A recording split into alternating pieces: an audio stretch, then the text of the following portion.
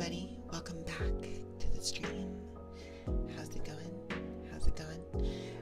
Let me check on audio levels here. Please let me know if the music is too loud or if I'm too loud or too quiet, because I want to make sure it's good for everybody here. I think my music might be just a hair too loud. I'm actually going to drop the volume a little bit preemptively because I think it might be a little bit loud. We're just going to do that, and I think that should be fine. Just stopping by to wish you all a lovely evening. Thank you so much, Pocket Mochas. Thank you for stopping by. I hope you had a wonderful weekend, and I hope you have a good rest of your night, and the start of your week is wonderful. So I'm gonna have the hand cam back on tonight. We're gonna be doing some more Fairy got some nerfs but some small buffs. Oh, yeah. I haven't gotten a chance to look at the so the patch notes are out now then? They're out already? Oh, whoops.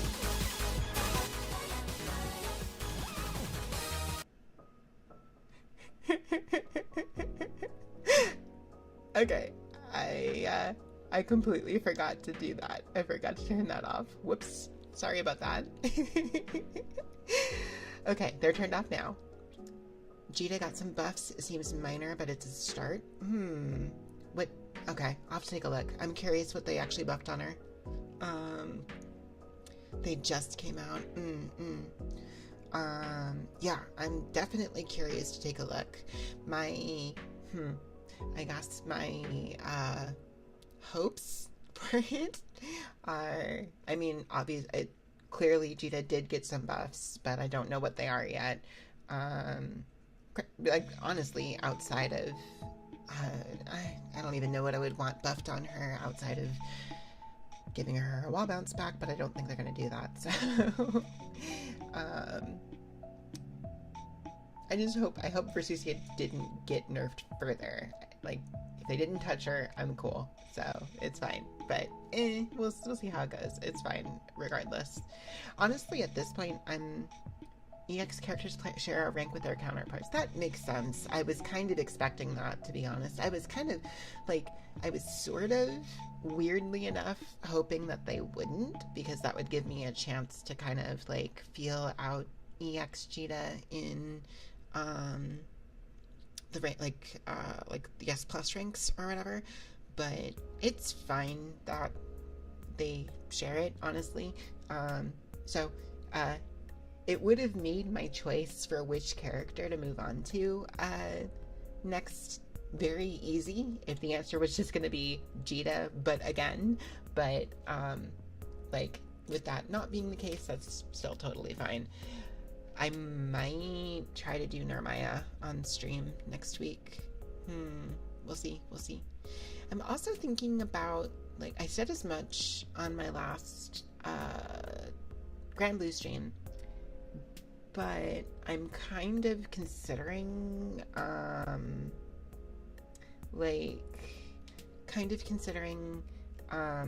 picking a character a little bit more specifically to do ranked grind shenanigans, flailing about with specifically for YouTube, like specifically for videos on YouTube. Actually, now that I say that, I realize I don't actually have my YouTube chat up. I should get that up just so that I can keep track of it in case anybody stops by to say hello over there. Regardless, anyways, so I'm considering doing it for the content. Hello, Ripley. Weep wap.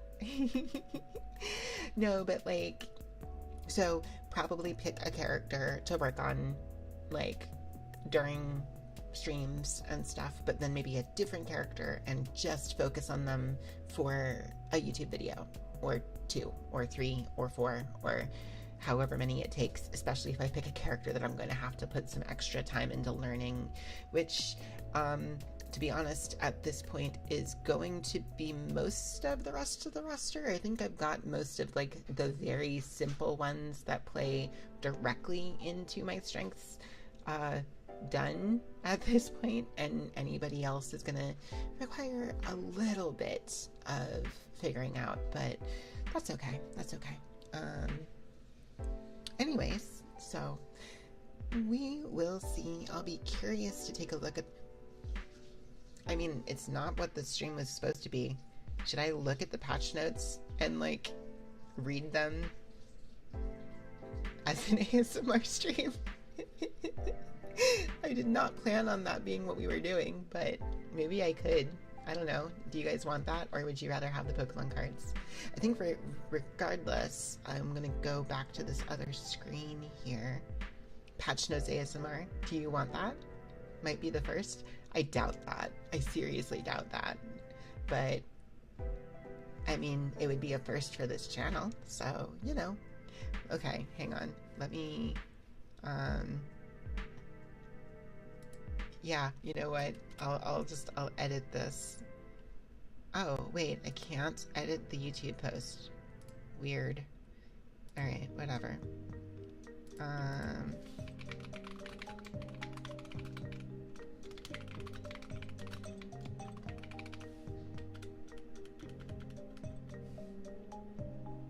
There, I'm gonna do that. Okay, that's fine. Patch notes ASMR. Yeah, we'll go for it. While Running is trapped in B jail. It's true. Let me free While Running from B jail. There we go. Alright, give me one moment here. Alright, so hello. We will be coming back to these, but for the moment, I need to pull up our I need to pull up the patch notes then. Okay, so let me see here. I assume that the there we are, patch notes. Let me grab that and we'll take a look.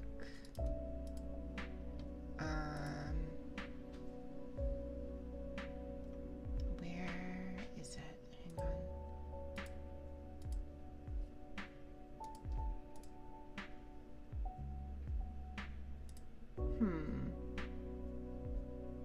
Link just in case. I appreciate it. I do need OBS to recognize this browser window though. Oh, because I have it on, I was looking at game capture actually. Okay, there we go. That's what I need. Oh hey, that actually worked out perfectly. Hold on, that's cool. Hey, While Running, how you doing? I'm doing well.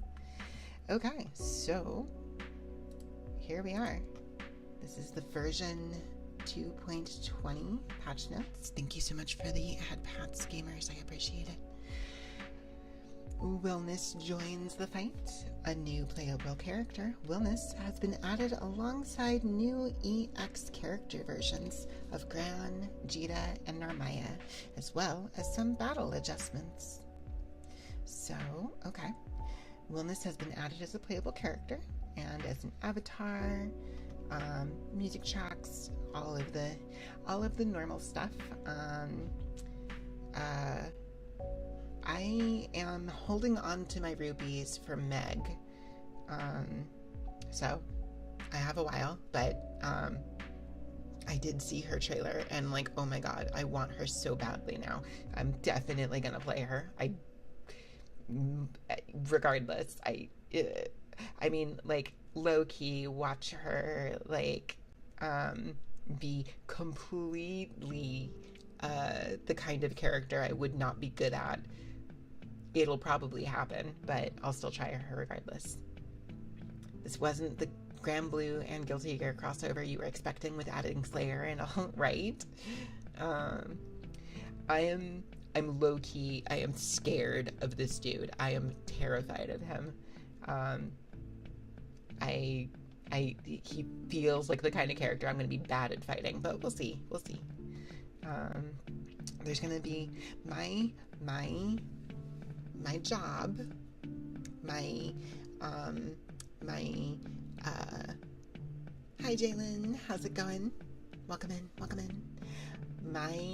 The thing that I am not allowed to do, right? I am not allowed to make definitive statements about this character and my matchup strength against him until like at least a month has passed, because I just knowing how these things pan out for me, it does not matter how good or bad he is, or how good or bad he's going to be in the long run for me. I am going to be awful at fighting him initially. I tend to be relatively slow at learning individual character matchups.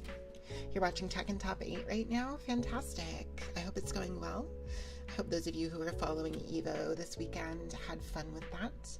I am reading through the patch notes now because they just came out, and so I completely upended my ASMR stream plans in order to read them because I want to see them. So once we're done with this, I'll change gears and we'll get the Pokemon cards out and start sleeving them again. So okay, so EX characters. Honestly, this is a thing that I am super, super interested in with this patch. This was maybe like the most exciting thing for me out of what they were talking about.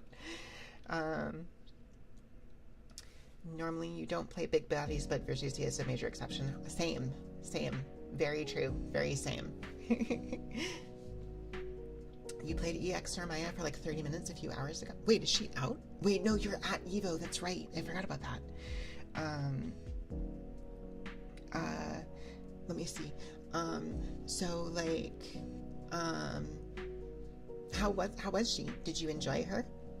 I think I want to play her. I legit think I want to play her. So Gran, Jita, and Narmaya can now switch to an EX character mode on the character select screen. These modified versions of these characters alter some of their existing moves and attributes, introducing a new gameplay experience.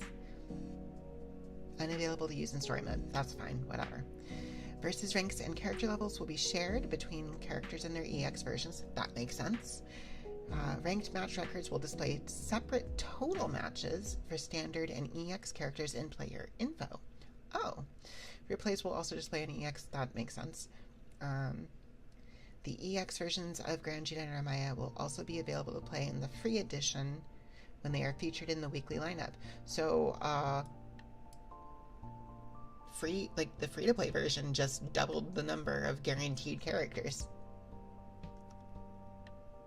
Technically, this is still ASMR because reading. I mean, yeah, that's the idea. I'm still being very softly spoken while reading these, and you guys have told me in the past that just my voice normally is pretty soothing, so hopefully this is doing something for somebody out there. So you figured out lots of combos with and obviously they're not as hard in your opinion. They feel just as satisfying to do. Interesting. Cool. I want to try her. So, survival mode, wellness of patience. So, yeah, character's been added. That's fine. Character colors, character weapons, character illustrations. Shark avatar.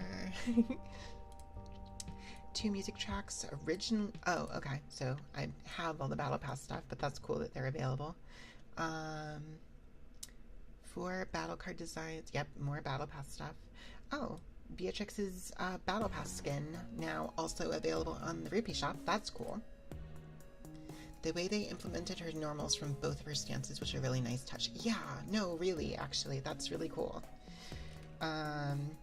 Fixed an issue in room matches where I'm not super concerned with these. Fixed an issue in the online lobby where going standby at a green station in training mode caused the player's selected character to change to Lunalu and that's really funny. I had no idea that was a thing. Fixed an issue with the replay boards where the help text description of the search parameters was inaccurate, blah, blah, blah, blah, blah. Fixed an issue, recent replays, blah blah blah. Collect 10 figures and collect blah blah blah blah. Don't care. Grand Blues. Grand Brews. If I just try to stream tomorrow, I am probably going to stream it on Tuesday, because that's patch day, correct? I mean, I know Monday night technically is patch day, but Tuesday evening, when I would normally stream, the patch should be live, so I'll probably do Grand Blue on Tuesday. Fixed an issue in training mode where players could complete Galleon perform primarily glass while performing the inputs correctly. Oh, yeah. Tuesday, yes. Wind steam maintenance. It's probably going to be tomorrow. Normally it is on Tuesdays, I think, but I think when patches happen, it happens the day of the patch. And the patch is supposed to come out tomorrow, so I think that's the case. I'm not sure, though. What time is it? It's Damlum times. No, I'm kidding. It's 9:36. You met and got a picture with Diaphone. Oh, that's so cool. Oh my gosh, that's awesome. It is weird to me that I have, like, I've matched with that dude twice in ranked stuff just naturally.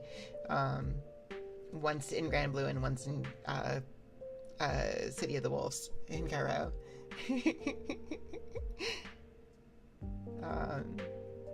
Thank you for the hydrate. Oh, also, our ASMR channel point redeems are active.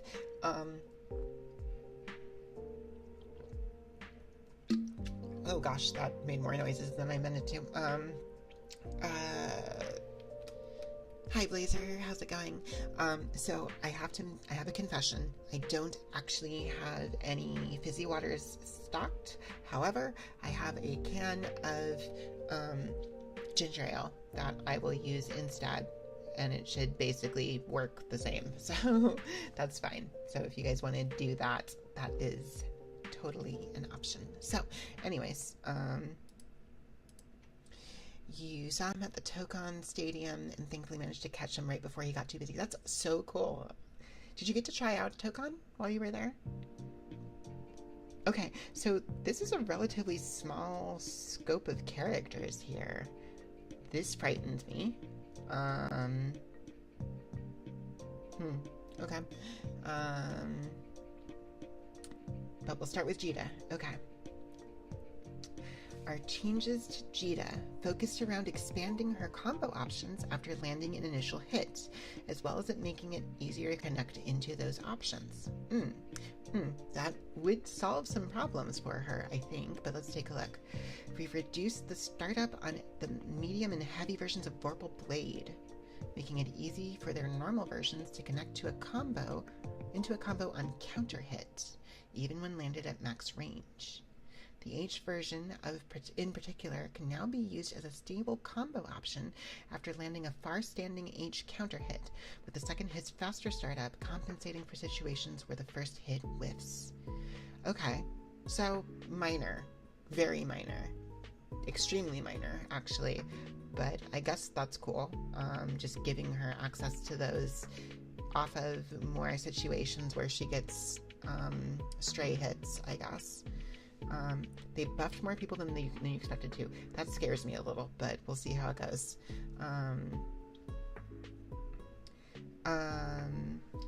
For Ultimate Rage and Lave, I don't know if I'm pronouncing that correctly, her Fireball, we increased the knockback on counter hit to make follow-ups in the corner, such as close standing L, easier and more stable. Okay. Since it was often too easy for opponents to counter, Reganlave Recidive? Wait, is that the charge? With a crossover, we've changed the M version to a stationary projectile that will remain in front of Jita. Wait, what is Recidive? Most of them are well needed. Okay. Will still advance across the screen if it clashes with an opponent's... Wait, does that mean that the medium version, like, lingers in front of her for a second before it moves? Stationary projectile will remain in front of Jita. It'll advance across the screen if it clashes with an opponent's projectile. That's a super weird change. Huh. So her medium version now is short range. Unless it clashes. Huh. That's super weird. They made it slower. Now a stationary projectile that remains in front of Jita will still advance across the screen. Startup's been reduced. Knockback on hit has been increased. This will result in greater knockback mid-screen. Okay, so if you charge medium, it stays in front of her. But if you just use it, it'll just go, right? All three of them are slower. That's so bizarre. It doesn't say that, right? It doesn't actually say that on here. Active frames have been reduced? Active frames after clashing. Oh, I guess that's what that means. Okay. That's so weird. It doesn't actually say on here that they slowed it down. Huh. I wonder how what that's gonna do for her. I would think slowing it down would be bad, but Startup has been reduced. Startup. Okay. This is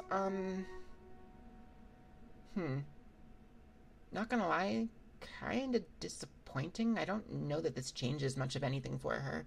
Like, it changes some edge case stuff, maybe. I don't know. This might be a thing. I don't know. That might be the one thing that's, like, kind of really a major change for her. This... I think the rest of this is mostly just edge case stuff, I guess. It can be a good thing because you can run behind it now. Interesting. Okay. That's... Okay. I guess that makes some sense. Yeah. I don't know how I feel about this. I mean, it's probably fine. Like, she was still a perfectly fine character. She just was kind of lacking in a lot of areas. I don't think this makes that different. I don't think that changes any of that. I think she's still going to be lacking in all the places she was lacking. But, I mean, that's fine, I guess. I don't think this changes much for her. I could be wrong. This might be something. Like, this might be a big deal. The rest of this I don't think is huge. For Lancelot, we took a close look at where he was being limited by his skills and normal attacks. I'm terrible at fighting this dude. Made several adjustments that should give him an extra bit of reach, both damage-wise and in terms of his options when performing combos or in neutral. Great, I'll lose to him worse now. Cool. We've slightly extended the hitbox on the 6 frame. So basically, his stuff is... I'm not going to spend a ton of time on characters I don't play. Lancelot's back in the top 10 now. Great. That's fantastic. Hey, Kirby. How's it going? Welcome in. Welcome in. Cannot exit the screen during the first 5 frames. Yeah. Yeah, this guy's gonna murder me more now. This guy's gonna murder me more and harder. He already murdered me super hard. Doesn't matter. So, you know, it's whatever. He does more damage. Yeah. Percy. With Percival, we noticed that his opponents could lack counterplay options against some of his skills. True. And that certain skills of his were seeing much more frequent usage than others. Also true. We've made our changes to him with the goal of adjusting the balance between his offense and defense. I'm pretty sure this is Flame Carpet. Often left opponents with little counterplay. Yeah, I heard about this. So you can raid counter it as he does it if you guard it, and it'll turn it off. So that's good. That's actually very good. This was way too oppressive before. In addition, we've adjusted the active frames of the M and H versions of Platson. I don't know what Platson is. They no longer hit opponent who's evaded. Wait, what is this one? Platson. They no longer hit an opponent who has evaded. They should also fix the unintended outcome of the skill hitting an opponent who is evaded after a clash. I don't know what this is, though. What is Platson? As for improvements, we've reduced the knockback on dash H to make it easier to perform a follow-up, as well as extended the use range at which the foe will enter a guard when dash H is performed. The duration of Lord Strike. Is this his projectile? His DP. Oh, yeah. If that was hitting people who were dodging, that's really stupid. So that's good. Okay. He doesn't clip you when dodging it. Good, good. So, good fix. These seem fine. With Zerison, its travel speed, clean hits easier to land. Should make Lord Strike a more attractive option, rather than solely using Lord Strike all the time. Okay. Honestly, this is the big one. And I guess this also, I guess, is a big deal, but...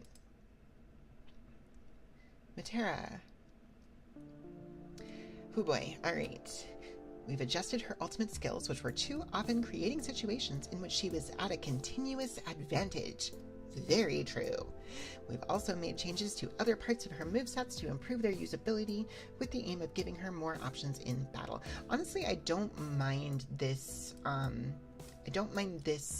as a, design philosophy, right? Like, buffs and nerfs don't need to exist in a binary, right?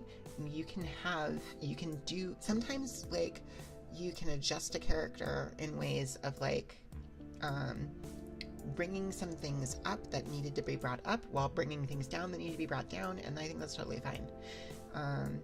Previously, the Great Fall would push a foe to a fixed distance on hit, making an invincible reversal and zoning tool all in one. We've changed it to leave the foe closer after a close range hit. While this changes Matera's risk and reward ratio in the corner, it now also gives her the option of performing close range Okizeme with jump attacks by using Zephyr after the knockdown. Okay, so her reversal is less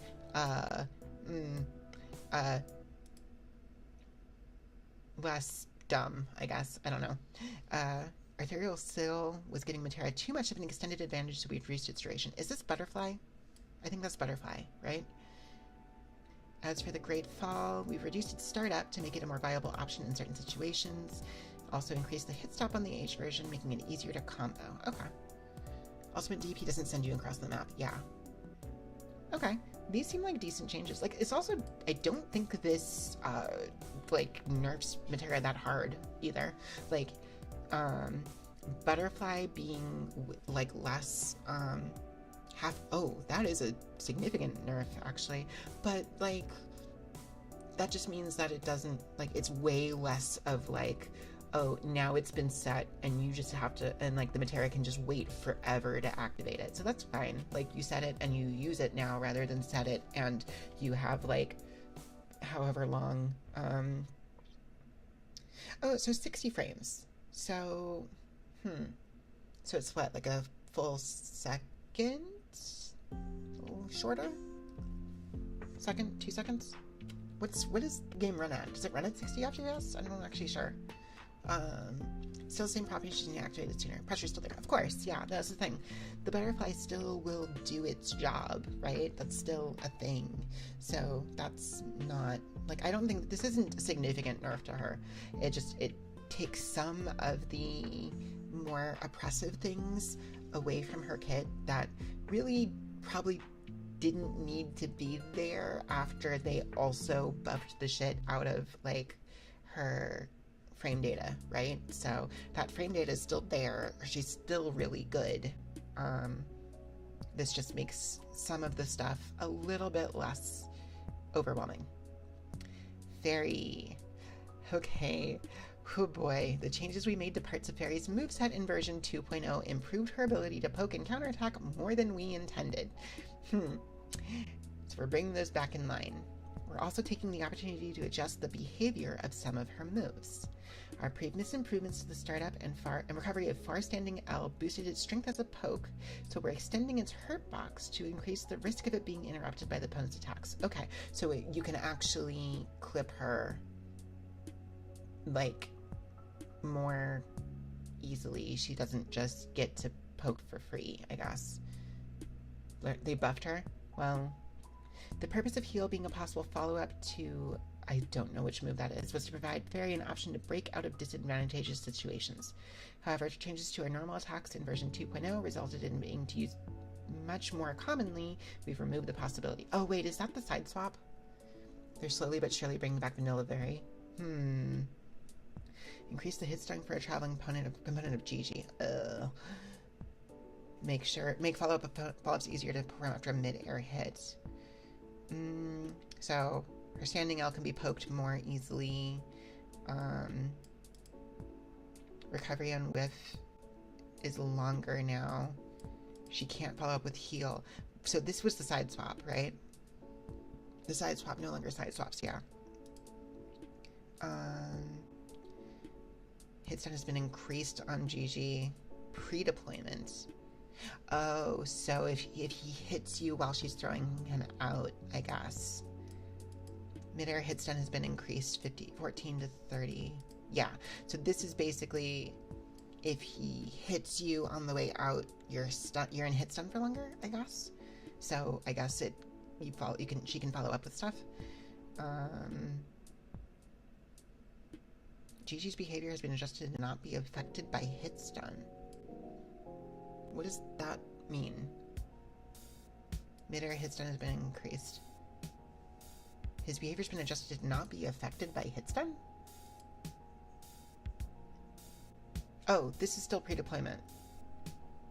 Oh, so these are really just if you get hit in the air with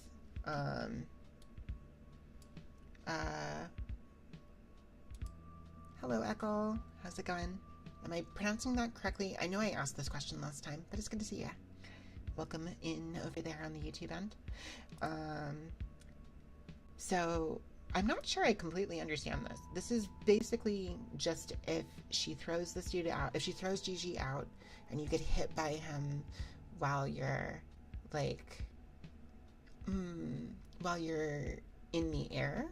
So basically if she throws him at you while you're in the air, she gets more hits done off of that? I'm not sure what that does. It's probably before Gigi activates. Yeah, no, but that would be he only has a hitbox when she throws him, and then he doesn't until he activates. So, yeah, I'm not, I'm not sure how this constitutes like a major buff. I don't think it is, but maybe I'm wrong. I'm trying to figure out how this signals the return of Vanilla Fairy. I don't think it does, but I could be wrong. Sora's, oh dear God. Okay. Oh, this is a lot of text. For Sora's, we've rebalanced H Roundhouse Fang, which was H Roundhouse Fang, which was seeing ubiquitous usage both offensively and defensively, as it was difficult for opponents to counter. We also made adjustments to other parts of his moveset that tended to revolve around Roundhouse Fang in their usage. Which one is Roundhouse Fang? God, I wish I knew what moves these were. Yes, reading stream, and then once we're done, we'll take out the Pokemon cards. I still plan on doing that. I still have them ready. So, just this dropped literally right before I started stream, and I wanted to read them. So it just worked out.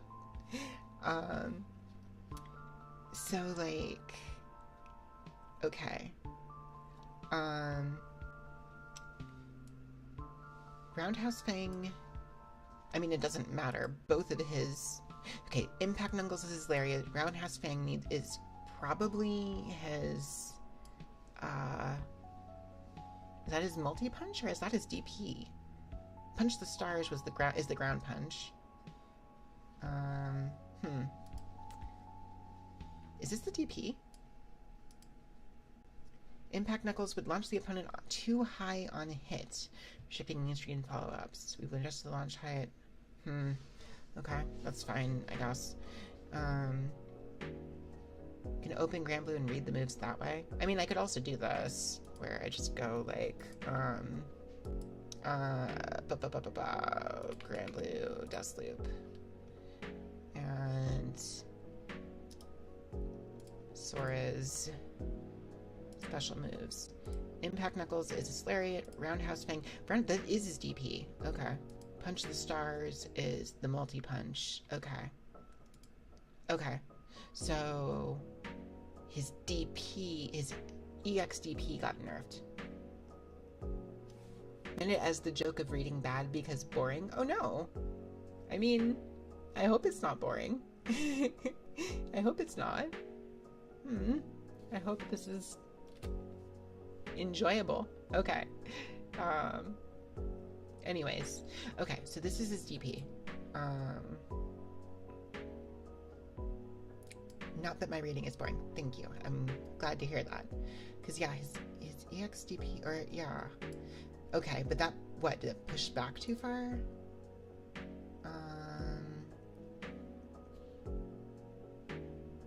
It doesn't really say what they did to it. Huh. Well, Impact Knuckles was obviously put it too high. That's his, okay, so his Lariat is easier to combo off of now. Okay, that's, don't love it, but it's fine. Using Medium Punch the Stars would leave him with limited fall. So he's getting buffed, basically, across the board.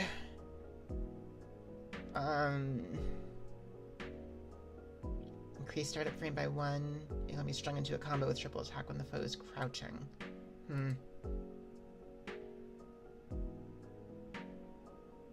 -8 from -7.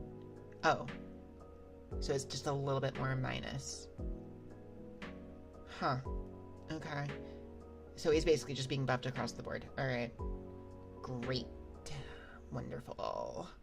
Main thing is to remove HDP's constant usage by changing his conversions to not always need it. He got buffed and nerfed, but mostly buffed. Yeah, basically. Like, these buffs seem, or these nerfs seem extremely minor. Like, this does not make me think I'm gonna have any easier of a time against him. In line with the system-wide changes, the crumple caused by reactive muscles will now change the same standing and crouching hits done. To avoid getting Sora's access to unintended follow-up options on counter hit, we've adjusted the hitbox to push the flow slightly further away. Leaving roundhouse bangers. Wait, what?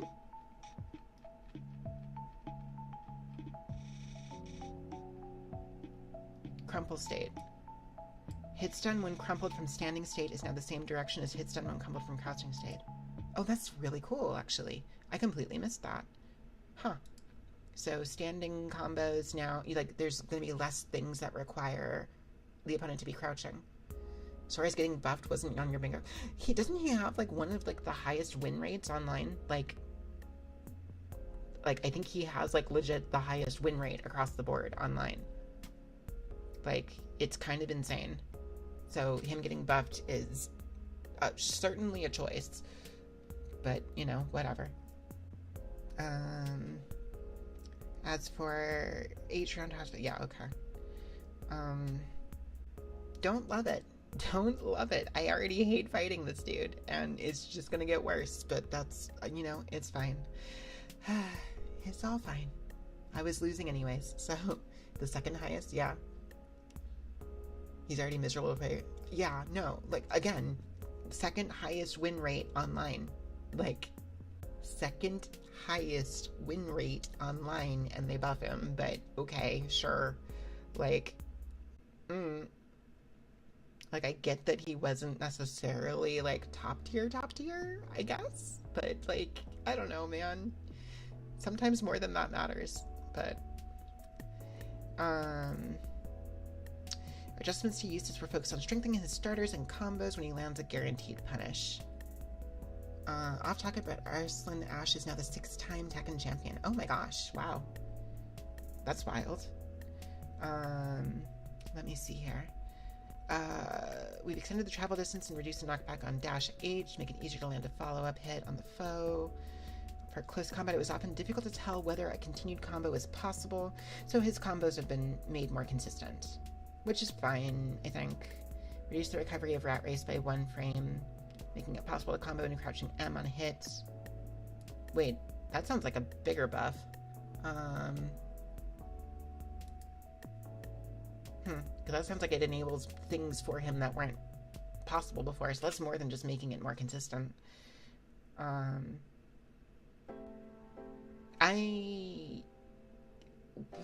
own personal matchup with Eustace is inconsistent also, so I either do just fine against him or I get destroyed, one or the other. So basically, that basically means that I don't know what that means. I think that just means it's probably means that he's not into, I don't know. I think this is fine. I don't know what rat race is though. Let's see, what is rat race? Thank you so much, Shioa Sim, for the follow. I appreciate it. Welcome in. Welcome in. I hope you're having a wonderful night and a wonderful end to your weekend.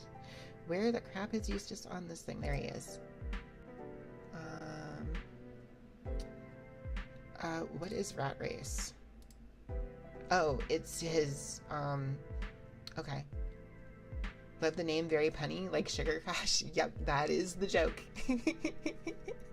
Thank you for the first time chat and welcome in. You are officially a collider. Welcome. Let me see here. Okay, so it is legit. It's just his, so it's his grenade. Recovery's been reduced. Change. Okay, so it's plus 3 instead of plus 2 now. Although recovery being reduced is more than, like, okay. That affects more than just on hit, so. Telling all your friends about me. Aw, I appreciate it. I really appreciate it. Thank you. Oh, wait, Vera buffs? Hang on. With Vera, we've made adjustments to her starters, including ones that lead into her transformation. We've also made changes to improve her combo flow. Summon Luminera is used as a starter to lead into Vera's transformation or as part of combos, but it was often difficult to fit into the latter. Reducing its startup by 1 frame, triple attack will now combo into it on standing opponents. That's cool, actually. That previously was only possible on crouching opponents, I think. So that's cool that it's more consistent now. I like that. That's good. Vera got juiced. Well, I haven't gone through the entire thing yet, so in order to encourage offense after performing Linear Emerge, we've made it so that all skill cooldowns now refresh on... What? That... Okay. That is kind of nuts, though. That feels more nuts. Zapron is a huge fan of the changes. We've adjusted the Darkane. Hang on. Because I don't know what moves are called. I gotta go look at Dustloop. He's a Grandmaster Vera. The reset on cooldowns is gigantic. That's absurd. Okay, so it's this. So it's specifically heavy.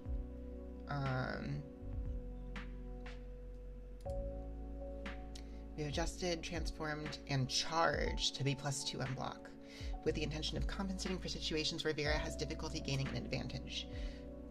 We've also increased the pushback on block to ensure she doesn't maintain that advantage for too long at close range, so she gets more plus options. Honestly, this is fine. I think this part is the big part. That's big. That's actually really big. That's kind of insane, actually. Absolutely. Yes, Boo, how's it going? Boo's merry-go-round. Yeah, this is nuts. This is nuts. This is super nuts. Yeah, I don't know what else to say about it other than that it's insane. The full name? Gonna head to bed? Glad you caught a little? Absolutely, Blazer. Have a good night. Thank you for hanging out. Sleep well. I mean, like,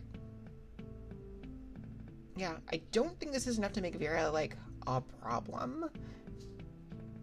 But I would say a Vera that is winning now wins a lot harder. It's, yeah. If she gets that install off, like, that's just, it made her win condition stronger. That's, yeah, Bubs, bug fix, okay. Fix an issue where the skill would sometimes greatly draw foes in closer under certain circumstances. Okay, Black Spear, I think, is Is Black Spear his projectile? Where is he at? There he is. Whoops. Black Spear. No, that's Black Flies. Wait, what is Black Spear? Oh. Oh. That's his super. That's the not hold. That's the not grab. The not grab. I mean, it's his, okay, it's his projectile super, I think. Huh. So it used to vacuum you in? Interesting. Or I guess it could in certain circumstances. Alright, fair enough. Avatar Belial. For Avatar Belial, we've adjusted some of his combo routing since it is becoming common for his combos to homogenize into a single pattern despite his varied toolkits.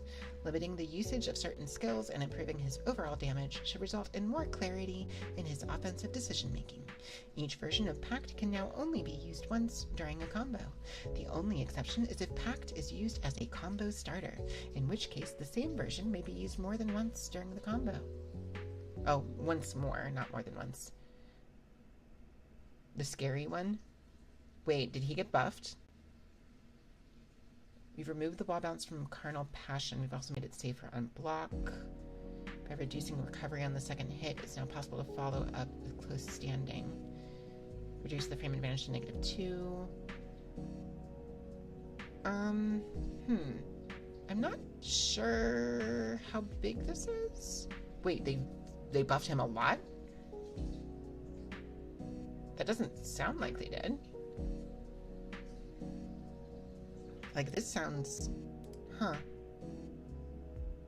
Launch on... like... Huh. Damage has been increased? Wait. It's both nerf and buffs. They increased his damage across the board. What? What? What? Why? Lateral knockback has been increased. Like, damage was not this guy's problem. Some of the Avatar Belial players aren't happy with the changes. Huh. He does more damage and has more combo routes. It sounds more like he does more damage and has less combo routes. Because they limited how many things he can use in a combo now. So it sounds more like he does more damage and has different combo routes, is what it sounds like. Which is like... I guess... Okay, so I guess I understand the increased damage if they have reduced exactly, like, how long his combos can be in certain situations, so that probably the end result is supposed to be that he's doing roughly the same amount of damage? I don't know.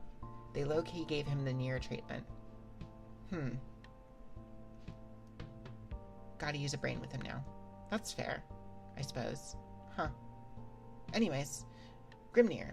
Grimnir had a tendency to be able to maintain pressure too easily after landing certain skills, so we reworked some of his toolkit to balance the flow of battle. I was hearing Zane was not happy. Ultimate Deathrite Tempest no longer causes wall bounce from the middle of the screen, and recovery has also been reduced. This should change its usage cases, including in combo routes. Okay. So no wall bounce on Ultimate dashy thingy, I think. Deathrite Tempest is... that's Dancing Storm. Yeah, it's his spin. Dancing Storm Suspend affected all aspects of play due to the certain period of time that would remain on screen with reduced its active frames. Honestly, kind of big. This thing was incredibly annoying to play around because it would just linger on screen forever. Grimnir has gotten nerfed in 4 consecutive patches. He was also like top 1, or like he was within the top 3 for like 4 consecutive patches too, so that tracks. Zane is switching mains, you're pretty sure? That's unfortunate, but I also understand. We've made Medium Void Light Erasure easier to use in neutral by reducing its startup. Void Light Erasure, what is that one? Void Light Erasure. Oh, it's that. Okay. Um, Now travels forward immediately after activation, increasing its mid-area utility. Yeah, honestly, yeah, because this was like a big deal for his combos, I think. And then this is like, that changes his just neutral presence and pressure pretty significantly. Well, not pressure. Yeah, no. Neutral pressure, neutral. Yeah, I mean, you know what? They say it right here. All aspects of play. It really did. So, you know, it's fine. I don't know. Uh, I'm not sure if this... I don't think this kills him. It might knock him out of top tier, though. It's interesting because these seem like relatively small changes, but I know some of this now only causes wall bounce in the corner. Yeah, this got the Jita treatment where, yeah, recovery's been reduced by 2 frames. Oh, so if this is blocked, so this is now safe on block, but he lost it as, so I guess, yeah, okay. Well, anyways, 2B. We've adjusted the utility of some of 2B's skills to give her greater flexibility in neutral. She didn't already have enough flexibility in neutral? Ultimate skills now consume 2 skill gauges instead of 3. In order to make them easier to utilize, this should allow players who wish to conserve their skill gauge to use their SBA gauge instead by using ultimate skills. Huh. Interesting. We've reduced Pod A's recovery on whiff, making it a more stable tool in neutral. Pod A. Which one is that? Ooh, I have a feeling I'm about to not like this.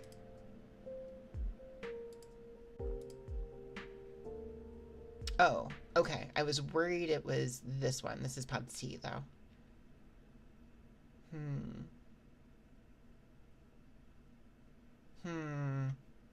So that's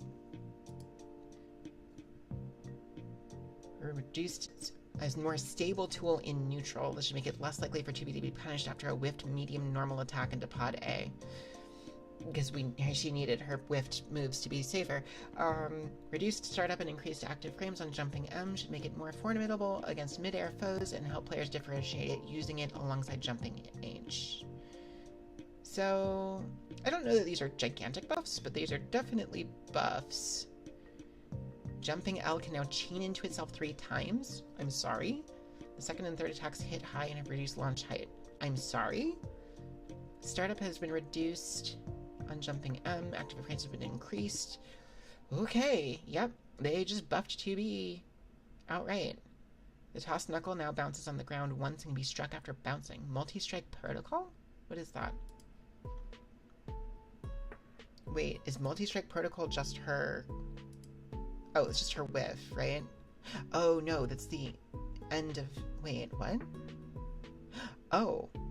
So if she doesn't hit this on the way down, it bounces up and she can hit it then? Huh.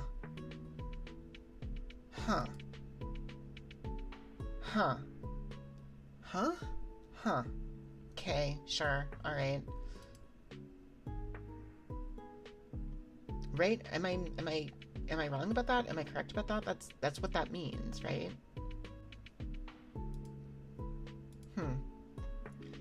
Pod A. Recovery has been reduced by 9 frames. Holy crap. Alright. Well. Okay. Vikala. Bug fix on forward throw. Distance from throw after a successful throw in the corner has been increased. Poor Vikala. Pat. Yeah. I don't know what else to say. Galleon.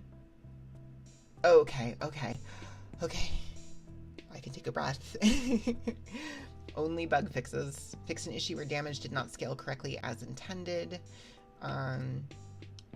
Fixed an issue where frame advantage after a successful throw was incorrect against certain characters. Okay.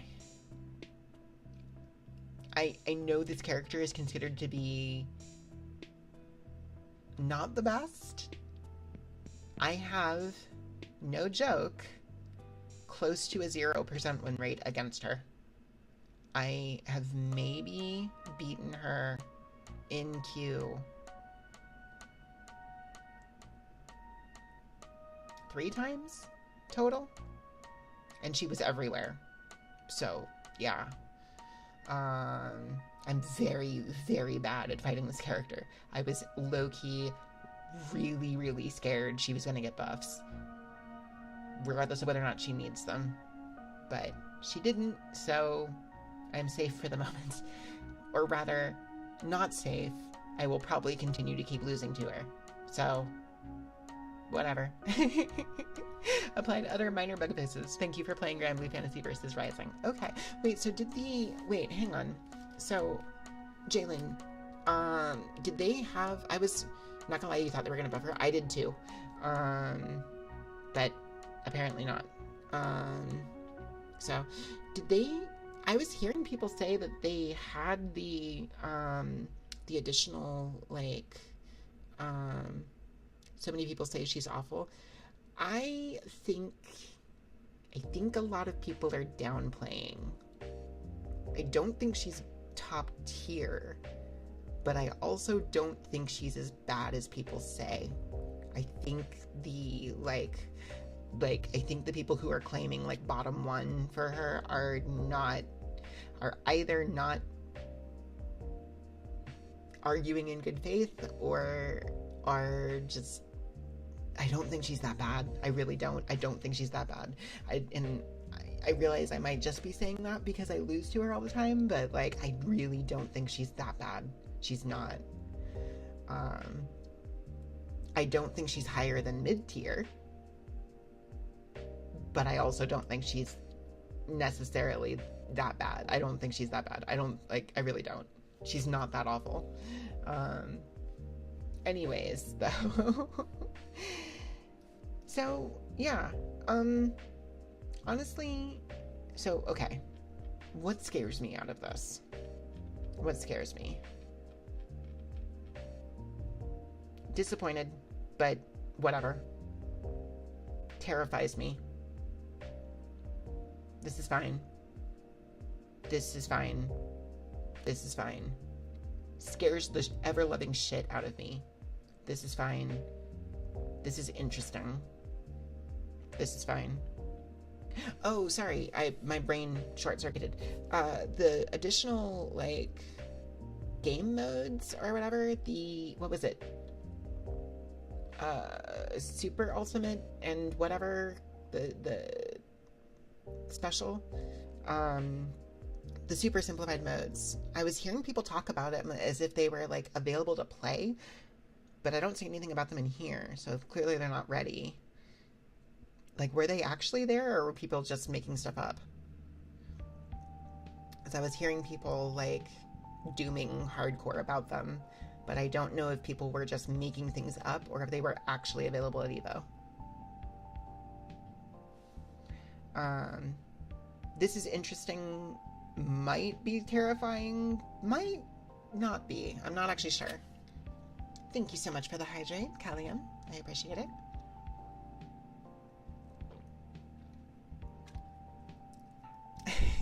And the head pats, and... okay, 1 second here. It's Wolf, just got a new name. Oh, that tracks. Well, would you prefer I still call you Wolfman, or would you prefer I call you Callium? I like Son of Banana. I love that name. And is Callium the correct pronunciation of that? But whatever works for me, sure. How about Cal? Are you cool with Cal? Is Cal cool? Cool Cal? Callium is also fine, if you'd prefer I do the full thing. Cal is cool. Cool is Cal. Cool. Cool, cool, Cal, Cal.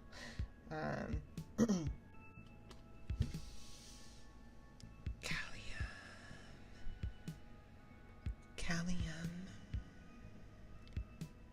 Ada, ada. Ada, ada.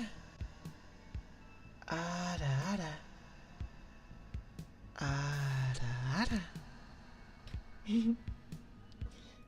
Okay, there you go.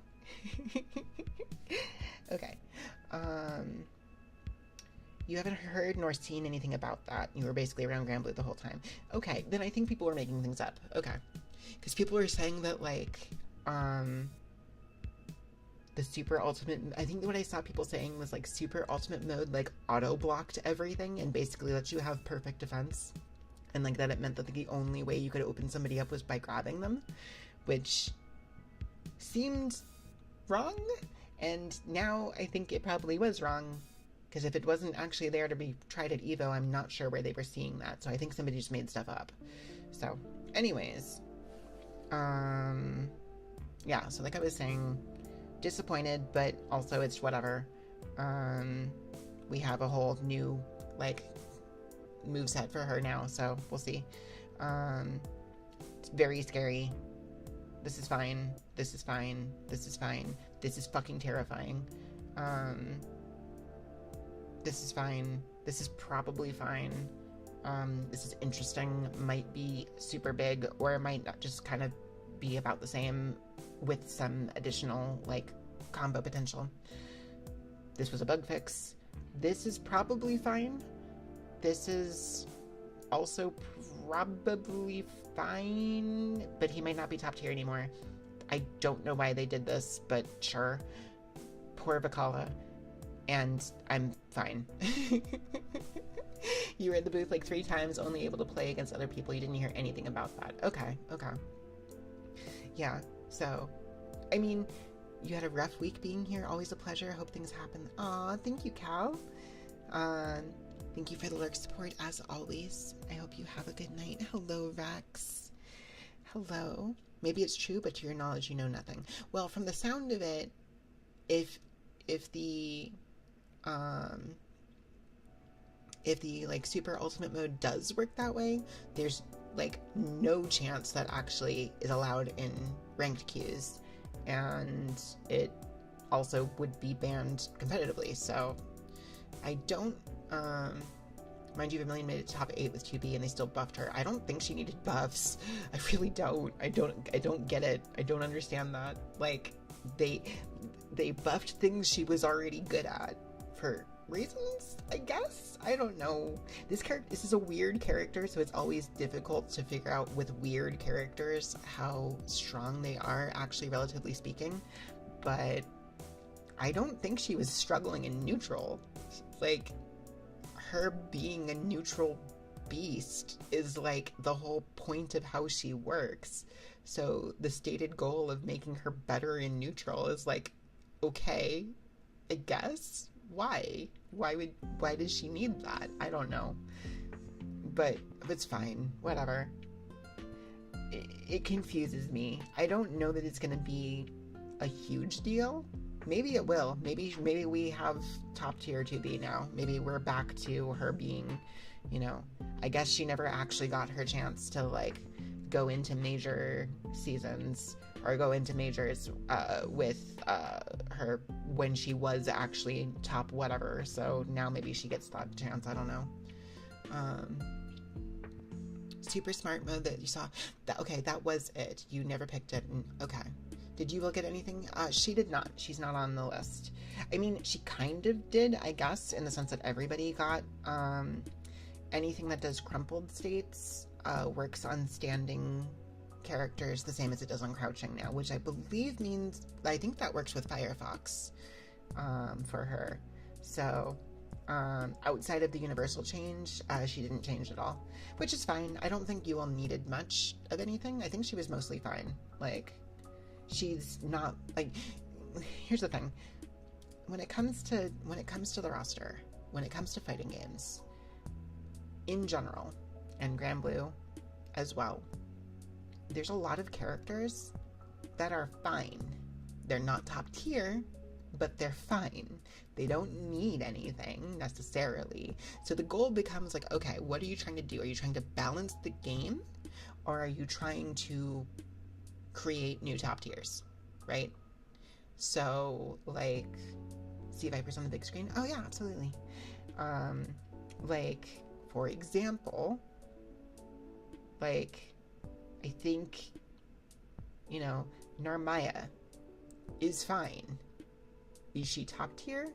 I don't know. She's very good. Does she need to be buffed? Not really. Does she need to be nerfed? Also not really. Like, it's fine to have characters be in that state. You don't have to, like, we don't have to constantly be chasing to have everybody in the game be top tier. That's how you get late stage Dragon Ball fighters, and that's really bad design philosophy. Like, I don't know. Lewayne, he's fine. He's actually pretty good for the kind of character he is. Is he top tier? No. Does he need buffs? Fuck no. Like, does he need nerfs? Not really. He's fine. Leave him alone. Like, does Kat at this point need buffs or nerfs? Not really. She's fine. Does UL need them? No, not really. Like, I don't know. Does Sandalphon need them? No, not really. He's fine. Does Jita need them? Honestly, no, not really. Like, it's part of why the buffs are that she got are kind of like underwhelming, because it's like, okay, she's still good. She was lacking some things. It's hard to give her those things without breaking her. I understand why they don't. Narmaya has the highest pick rate in the game currently. Does she really? That's wild, actually. Yeah, like, I don't think Narmaya needs to be nerfed.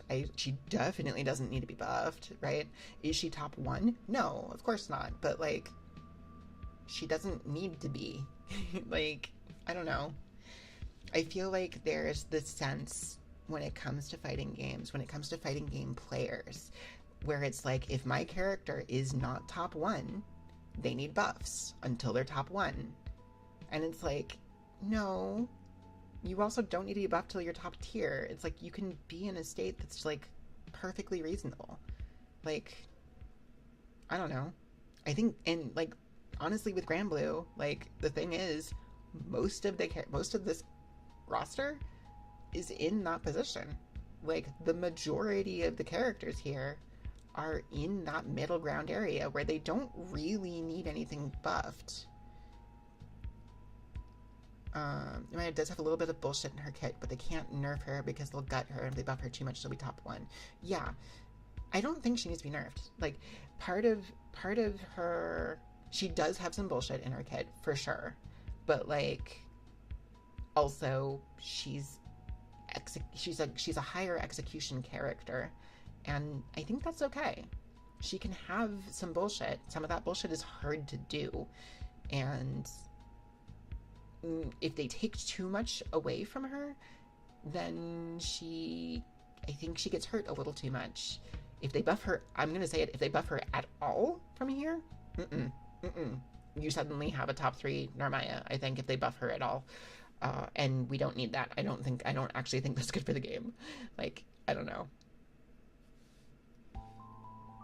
But like Gran, he doesn't need to be buffed. He also doesn't really need to be nerfed. He's fine.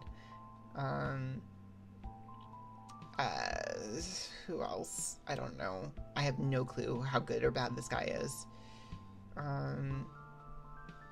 Like Siegfried right now, I don't think needs to be buffed or nerfed. I think he's fine. But I don't know. I realize I'm not necessarily my takes are not always in line with what other people think, so it's fine. I don't know. I just play the game, man. Okay. Anyways, we did finish talking about patch notes. So, anyways, let's go ahead from here and do what we were originally intending to do, and what YouTube still says I'm doing. So let me see here.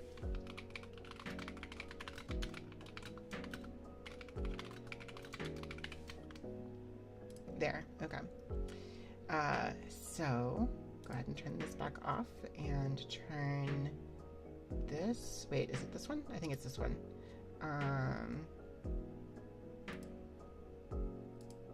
There we go. Hello.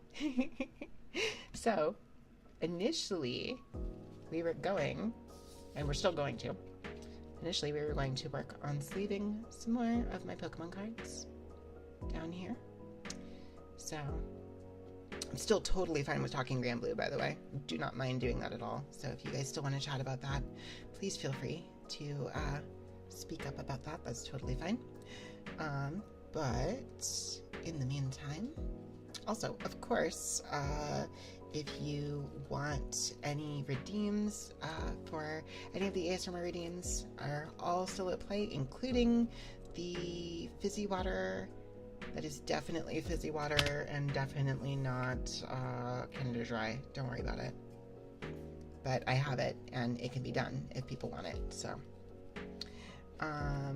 you found out your rankings for Granblue. You got 129th, which you think is pretty good for your first Evo and offline convention as a whole. That's awesome.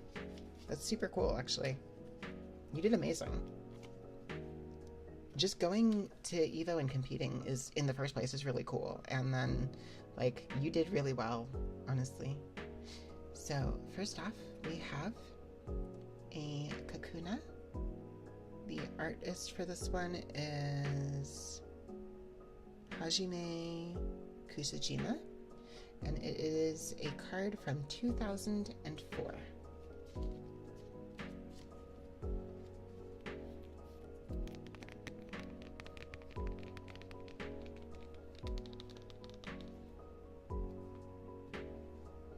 And then we have a...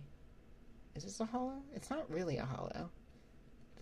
The name is is like a foil, but the card itself isn't really holographic. Oh wait, maybe it is kind of a little. Yeah, the background is holographic. I just realized. Okay, so this one is a Midori Harada artwork from 2005. You mean you got out of your pools, met SK, met your online homie, met Diaphone, and just overall had a good time? Try your best to come back next year. That's how I feel about, like, Frosty and Combo Breaker. Like, my goal is just, like, don't go 0-2. Which I did not for Granblue. And we don't have to talk about Strive. And then aside from that, it's just like have fun, meet people, hang out, and just play games and have a good time and like look at cool artwork. And maybe see some announcements if they did not decide to announce anything, which they didn't this year at Evo or not Evo, Combo Breaker or Frosty, but they did last year, I think that was when we got the announcement for Zeta's Battle Pass outfit, I think.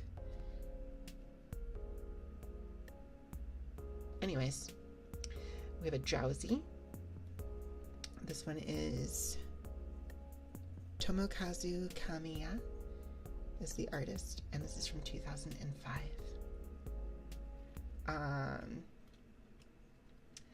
But yeah, like they're a good time just in general, just to kind of hang out at. I think it's fun, and really that's the point, is just to have fun.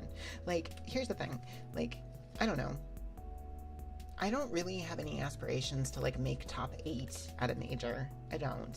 If it ever happened, that would be super cool, but like, I don't know, man. I'm just a VTuber playing fighting games. And not even that often on stream. I want to fix that, by the way. I want to do more of them more often. Like, I'm just a little guy. And just, like, if I can go and just do okay, like, I'm fine with that. I just want to go play. I don't have any illusions about making it on that stage, right? Again, if it were to happen, then cool. But, I just want to have fun. So... 2007 Drifloom, it's the Ken Sugimori art, which is just, whatever. Definitely got better at Granblue coming here for sure. 90% of the people you fought casually were way better than you, which was really eye-opening. You knew there were people better, but it really showed the gap between you and the Evo regular. Like, that's the thing. Like, there's a definite sense of, like, there's a definite sense of, like, it's hard to keep perspective, right? It's really hard to keep perspective because, and I've talked about this before, because, like, by the time you get to, I think S++ is what, at this point, the top, S++ and above is the top 10% of players, I think. And once you make Masters, that's an even smaller percentage. And, like, you're already, by then, significantly better than the median. So, like, that's hard to keep perspective on, though, because once you get to that, like, top 10%, every single percentage above that is exponential, it feels like. So, like, just the skill gap just is huge for each individual little minor, like, step upwards from there. And that's really intimidating, but it's also kind of cool.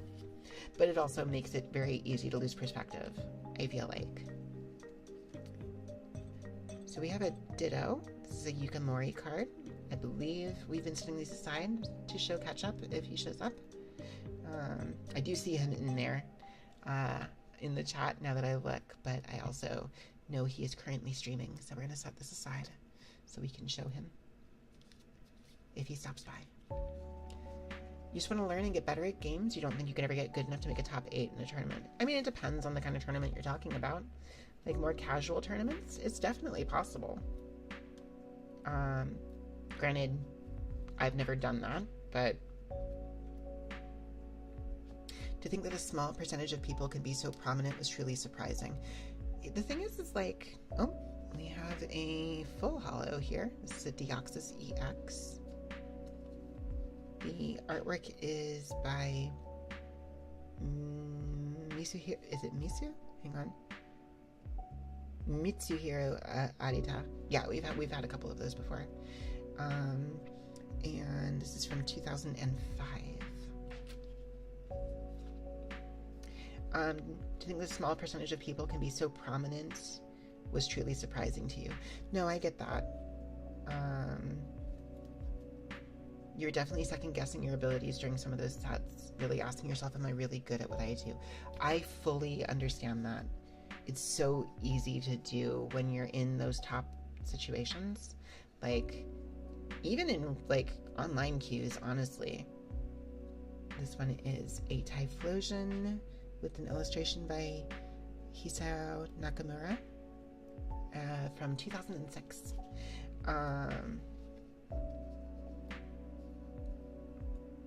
And, like, it's so easy to just get into that mode of, like, well, I suck, actually. Clearly. I mean, just look at what happened. But, like, there's I have a couple thoughts on that, and it's stuff that I do try to, like, keep in mind for myself and, you know, in general.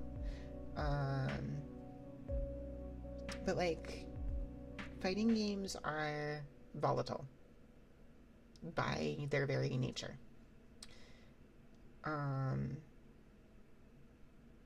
A lot can happen and a lot can go wrong, and the thing that I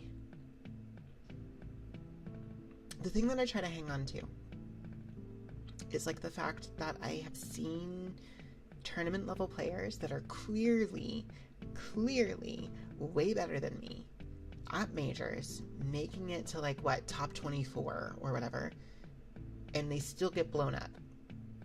They just completely get blown out, like, in a way that makes it look like they didn't stand a chance. That doesn't make them not good, obviously.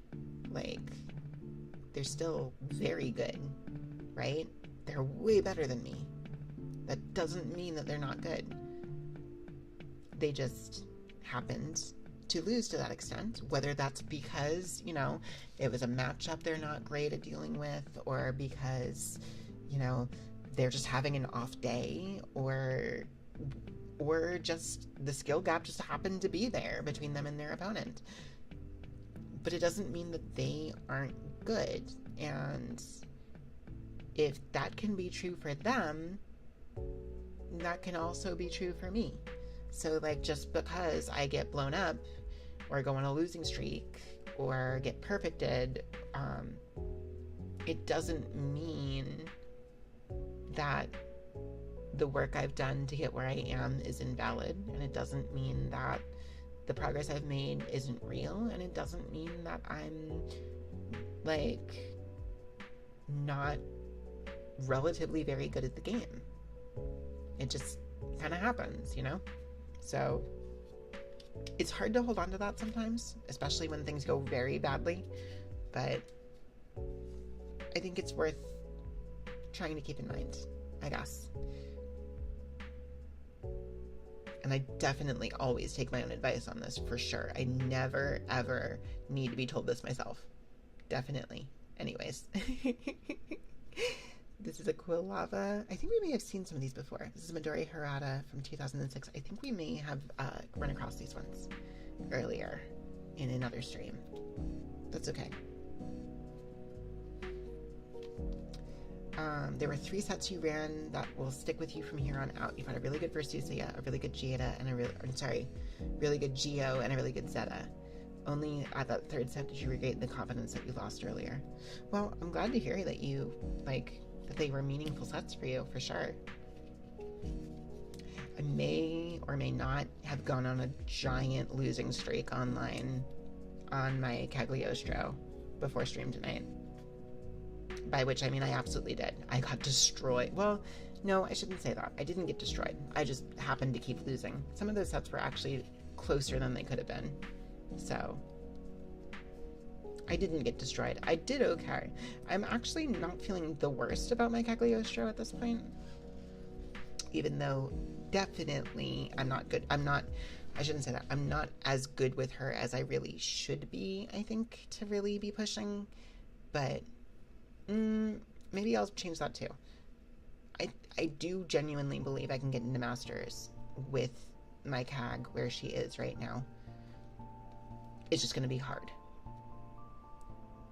Which, I mean, getting into Masters is always hard. That's just the nature of that, right? Unless that gap is just that wide and you're just that good, right? Which it is genuinely getting easier over time with each one that I'm doing, but it's also still difficult. And that my name. Hello, Snowbird. How's it going? Welcome in. We have a Mitang. It's another Hisao Nakamura from 2006. Have I been trying to do the combos you sent a while back? Kind of. I've mostly been practicing one of them, just the corner combo that has the side swap at the end of it. And I have actually landed it on people at this point now, so that's cool. Just saw the patch notes. Hope you're all ready to fight Soares. Joke's on you. I was losing to him already. So nothing changes. In all honesty, I'm terrified and I hate it. This is a Beldum by is this a Koiki Saito, I believe is the name of the artist, and it's from 2004. It's the main one you wanted to learn. Oh, you want me to learn that? Yeah. So what I will say is that most people aren't hit by the cross-up afterwards, after the reset, I guess. Most people are blocking that. However, after failing to hit somebody with it in one round, well, no, I hit somebody with it, and then, they blocked, the jump over afterwards. So instead, I did the same side and went low, and that hit them, so I just need to remember that I can actually mix up those options, and yeah, it's very, very good. I'm still not great at utilizing all my tools on her, though, but I'm getting better.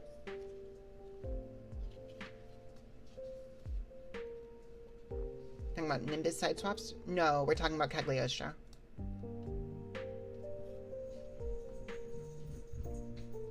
apologies if you guys can hear that. My cats are running back and forth.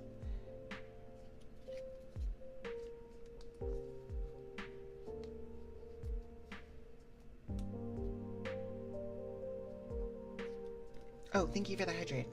I just saw that. Thank you.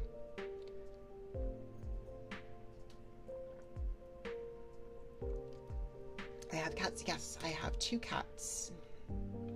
And their names are Ginkgo and Lulu. And they are named after the 2 main bear characters from the Yuri anime, Yurikuma Arashi. Let me see here. So Gobat, artwork is by Sachiko Adachi, and this is from 2005. This is not a Yukimori, but it's not dissimilar from that style, so I'm also going to set it aside to show catch up. So, when you get back from Vegas, you're definitely going to be eager to play more Grand Blue and try out EX Normaya. I'm also very excited to try out EX Normaya. If I want, we can run CAG mirrors. Maybe. That might not be the worst idea. I'm always, well, I shouldn't say always. Mirror matches are, they're definitely ego checks. I feel better about some of them than about others. Weirdly enough, Versacia mirrors, I feel relatively okay about. Like, I'm actually kind of weirdly good at fighting Versacia, it feels like. Relatively speaking. Good Versacias obviously still kick my ass. But, like, overall, I feel like I can run the Versacia mirror match, like, relatively okay. Anyways, this is a Golbat by Yukiko Baba? Yes. Yukiko Baba. From 2005. The worst mirror matches are the worst way to learn a character. They can be fun sometimes, though.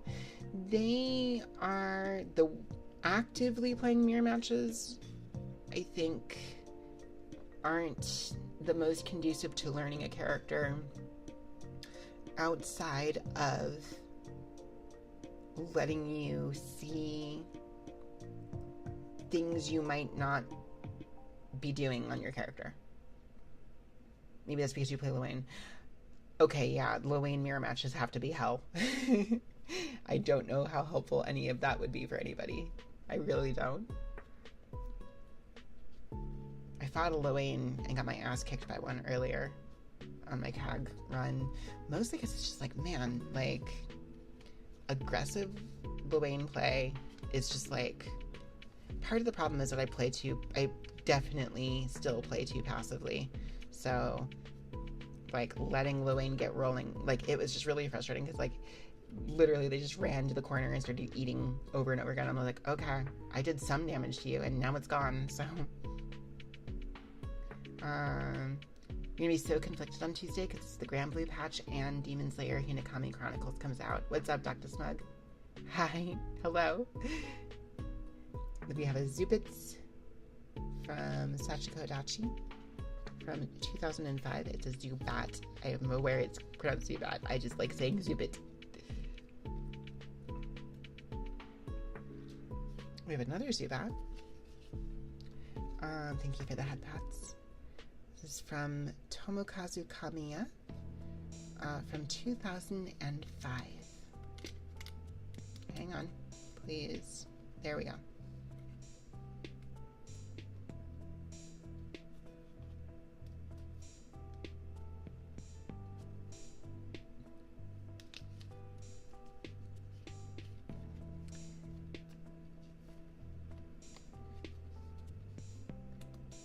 You only ask fresh run mirror matches for me to see how you play your character and for me to either copy your style or find a way to make your own. No, yeah, of course. Right. Like, I want to be clear. I wasn't saying that, like, I don't appreciate the offer for the mirror matches or that I don't think I can learn anything. I absolutely do think that I can. I think Snowbird's point may have been more about, like, mirror matches not necessarily helping in the long run for how your character's tools should be utilized against other characters, probably. I don't think that's entirely true.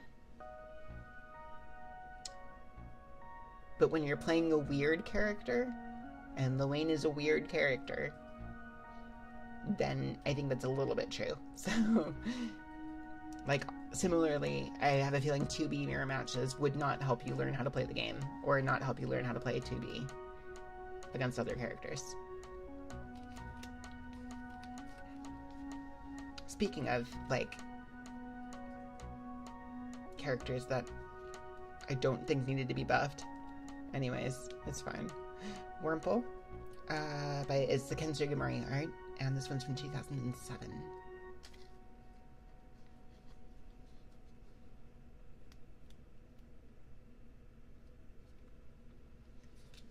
But yeah, no, I don't mind doing the mirror matches, and I do appreciate the offer. It's another Wurmple. This one actually has interesting art. I mean, the Ken Sugimori art is fine, it's just, you know. Kagemaru Himeno is the artist, and it's from 2005. 2B mirror match, FHH, I mean, yeah. She needed better neutral control though, so, you know, we gave her more buffs. That's fine. Now she can spam her ult moves more. And I head out and watch Street Fighter Top 8 and have a good rest of my stream. Absolutely. Thank you so much for hanging out, Jalen. I do appreciate it. I hope you have a good time at Evo and a good rest of your night and a safe trip home.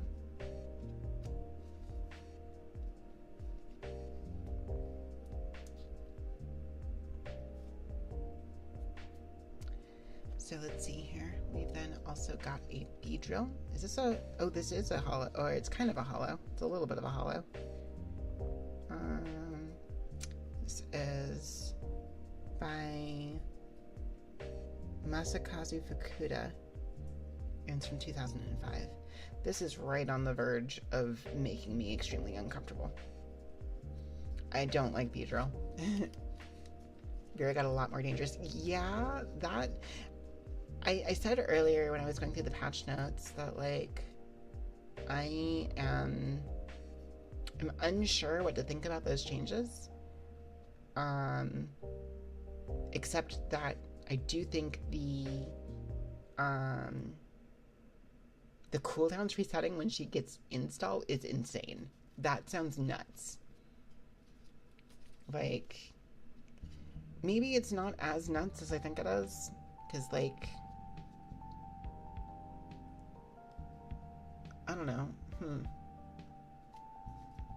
I guess if you start... It might enable some more combos in the middle of... I don't know. She gets install way easy. Does she actually get it easier now? Does she actually get it easier now? I don't know that she does. Like...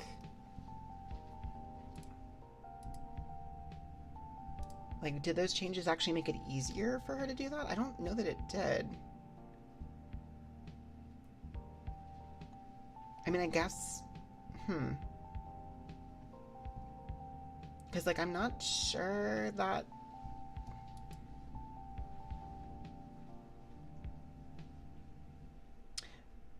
Oh, wait. Wait, did Luminar... Did you, Lumi, not lead into...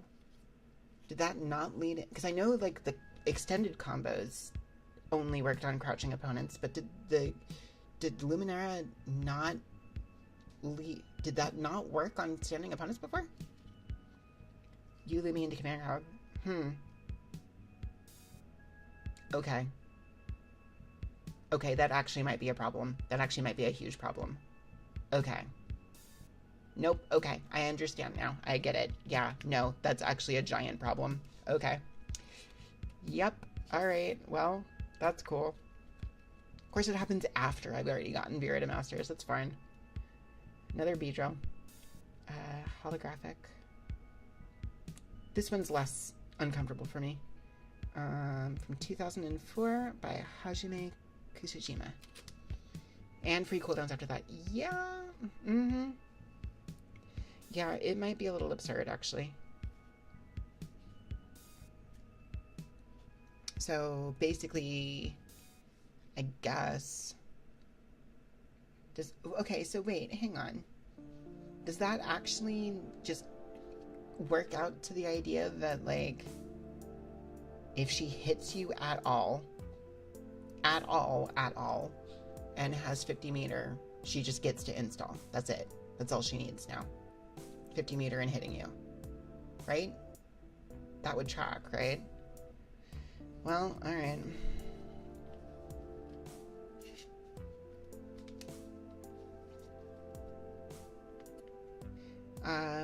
We have, I actually really like this one. This is really cute. Oh my gosh, welcome in, Ketchup. Ketchup raid. Hello. Thank you so much for the raid, Ketchup. How did your ASMR stream go? I hope it went well. Hello. Auto combo Yulimi, command grab death. I mean, yeah. Ketchup raid. Hello, Ketchup. How's it going? Excuse me 1 second. Oh gosh, I don't have an easy thing to...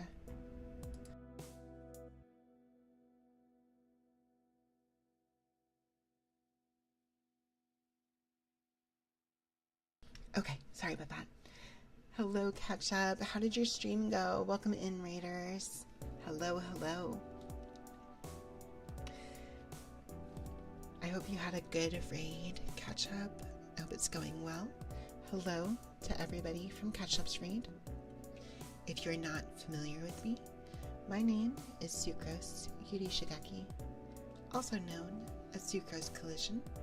I am a grizzly bear VTuber and a variety streamer, and I mostly focus on retro style content with a side focus in fighting games, which has kind of dominated the chat tonight. That's fine. Actually, I have a lot of fun talking about it, so I hope it's been good for everybody. On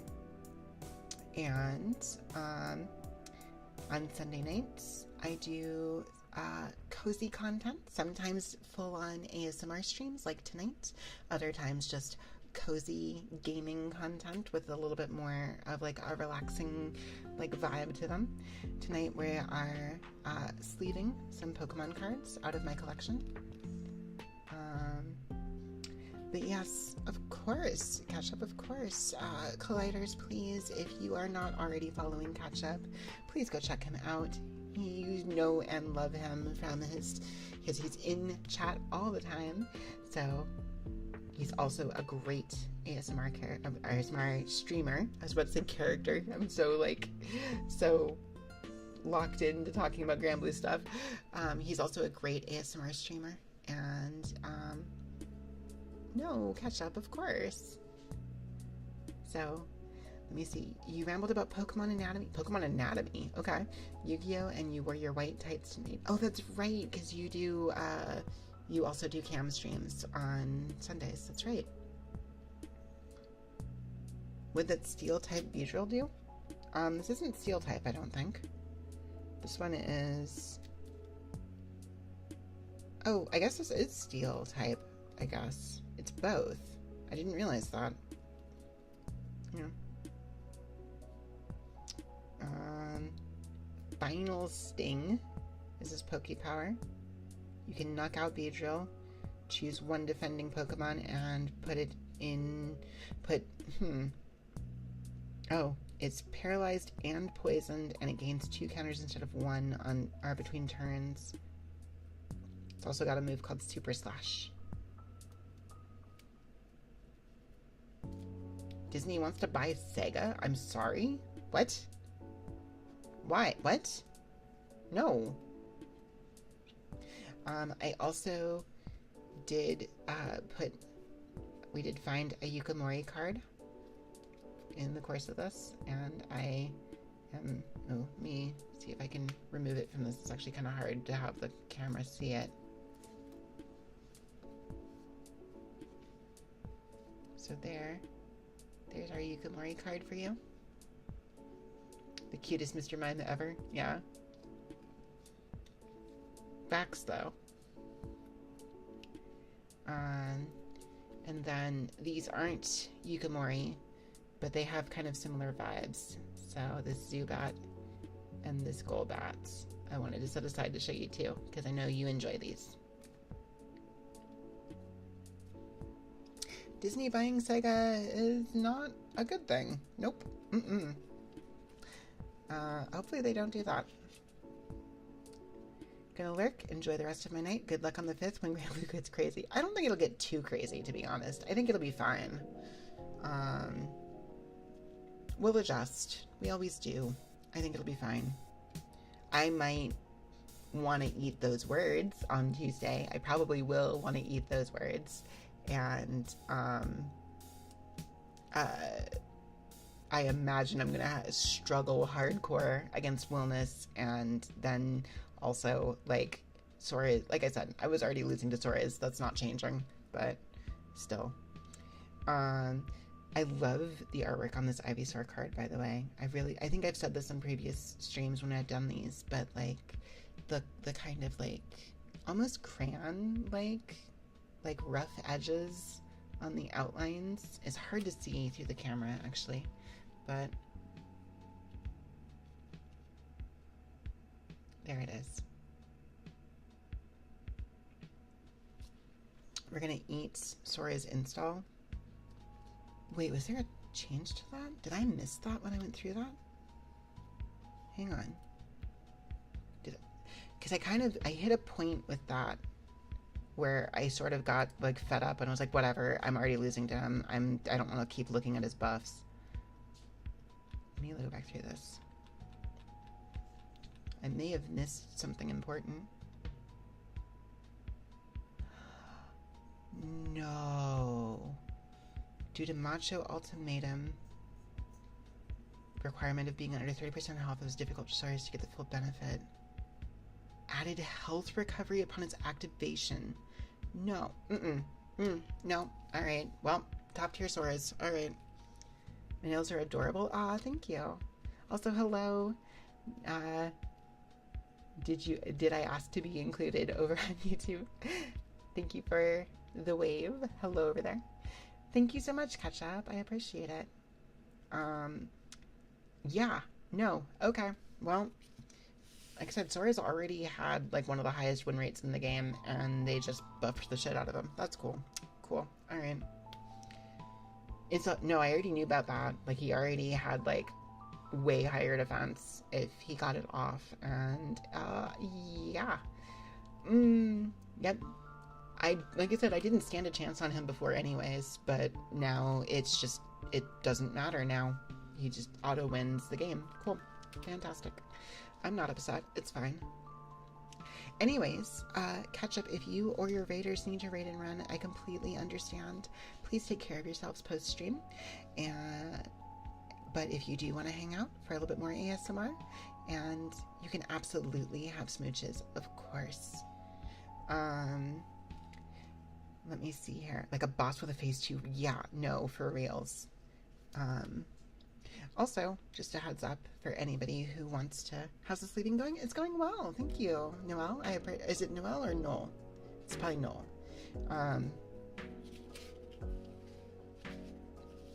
It's going well, though. Just kind of yapping and sleeving with chat.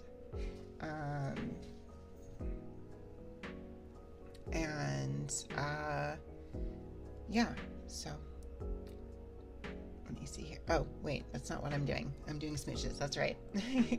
Noel. Oh, it is Noel. Oh, okay. I had it right the first time. Oh my gosh, cool.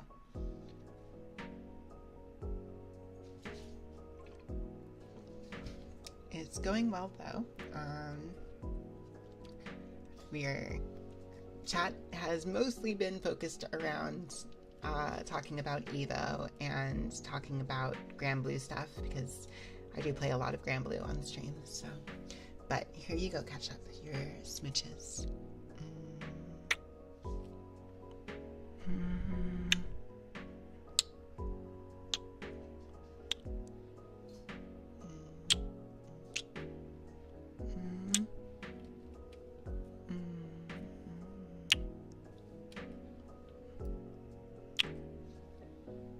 There you go. Oh, there's the fizzy water redeem. Okay. Like I said before, I'm out of fizzy water, so instead I'm going to have some ginger ale. But it should still do the same thing for you guys in terms of like the sound. Okay, give me 1 second. I'm going to try to not have this be too loud as I open it.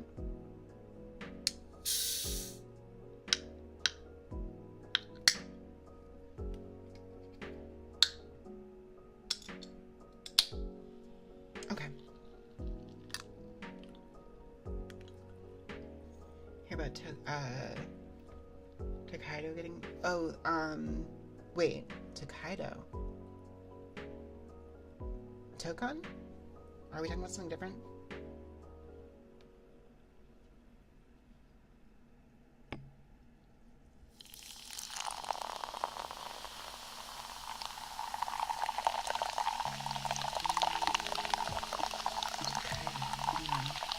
Am I like massively failing?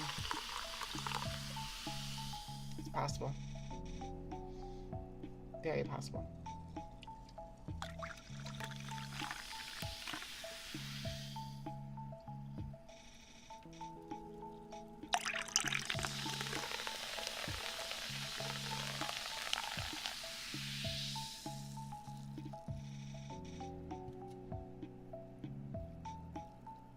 I think there's a little bit of sound left in that.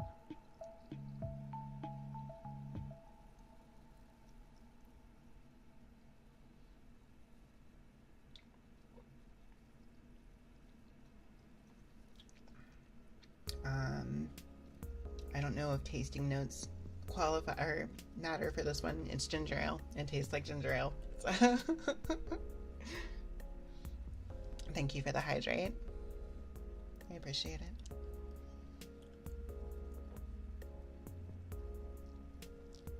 Which means I can actually pour the rest of it now.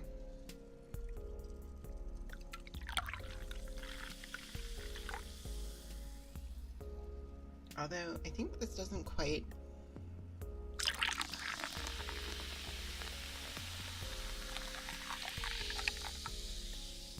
Oh.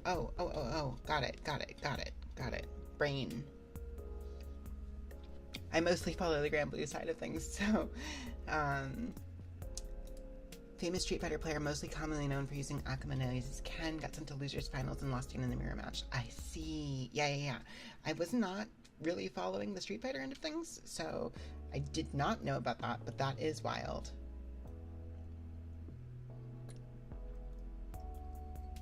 I'm positive the Street Fighter players in my Discord probably have been talking about it all day, though.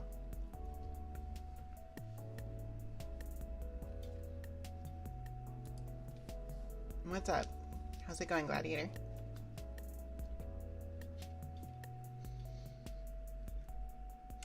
So we have another Ivysaur. This one, the artwork is by Atsuka Nishida from 2004.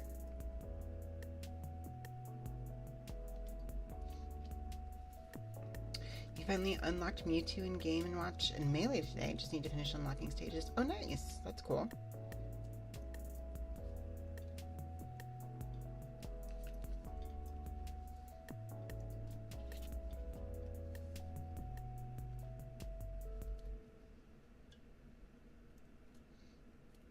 Yo, hello, Last Cosmic. How's it going? Did I ever react to... Yes, I did.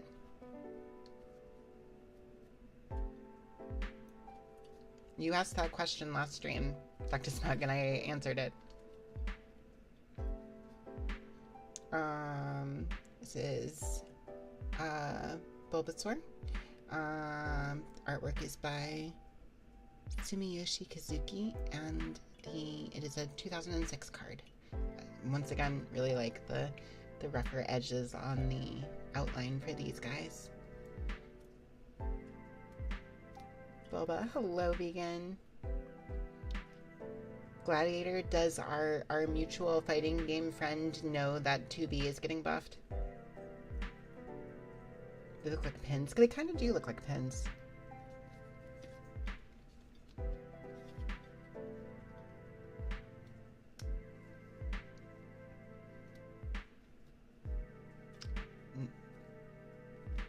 Different trailer. No, I didn't, but it's fine.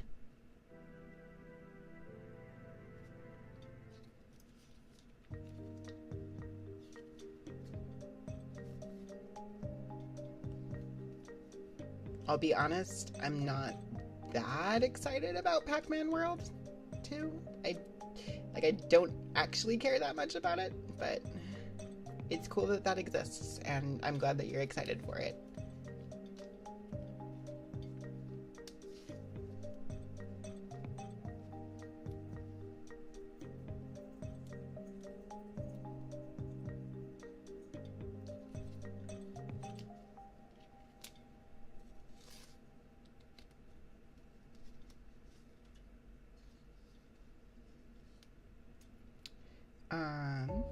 So we have a different Bulbasaur card down over here.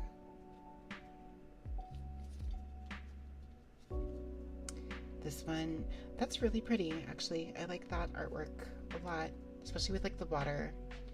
Again, difficult to see because my camera will not focus on things, but let me see here. Thank you, Ketchup. There we go. If I tilt it downwards, it actually does a better job. Artwork on this one is by Hajime Kusujima, and it's from 2004.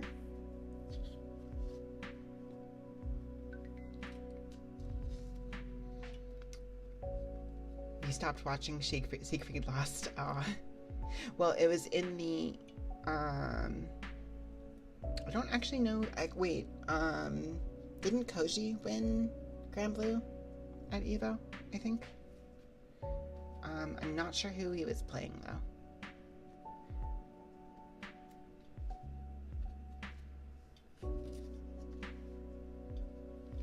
Zayn, I think it was Koji versus Zayn, I think, and Koji won. Not a relevant thing to bring up in this stream, Dr. Smug. Thank you, though.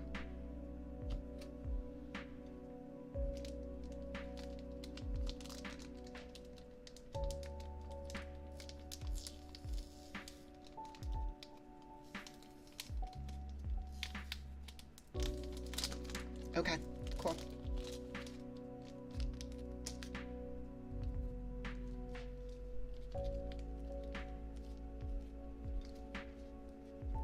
Yeah, no worries, no worries.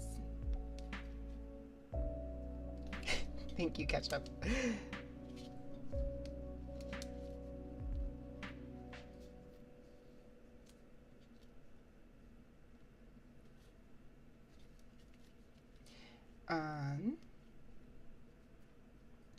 But yeah, okay. Dr. Smug, no, it's fine. Okay, Kona, sure thing. Please have a good night. Good night.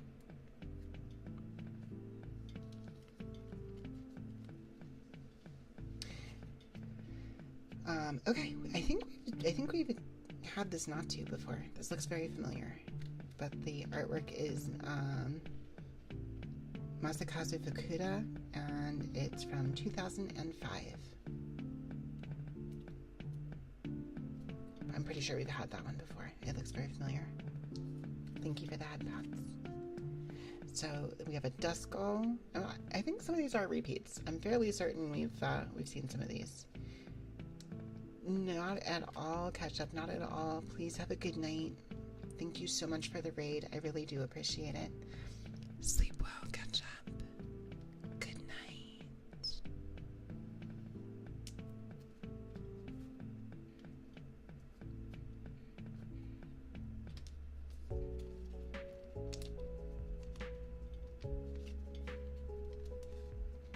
Oh, different Duskull with the Kensuke art.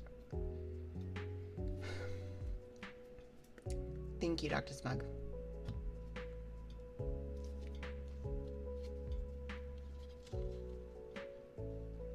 We have a Speed Stadium trainer card from 2007.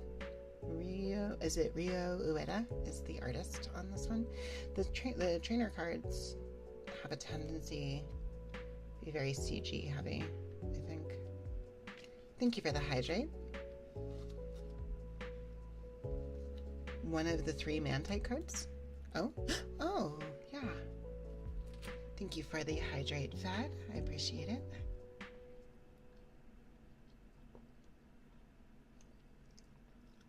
Did I get any hits? Well, I already owned these cards, so I think as far as like the bigger ones, I guess, that we've sleeved, I think the biggest one was probably, where was it? This one, I think. Do I own any hits? I don't actually know how good any of these cards are, to be honest, or like how expensive, I guess, any of them are. I understand, Dr. Snug, but like, I feel like I've already adequately answered all of your questions, and I appreciate your enthusiasm, but at some point we need to move on.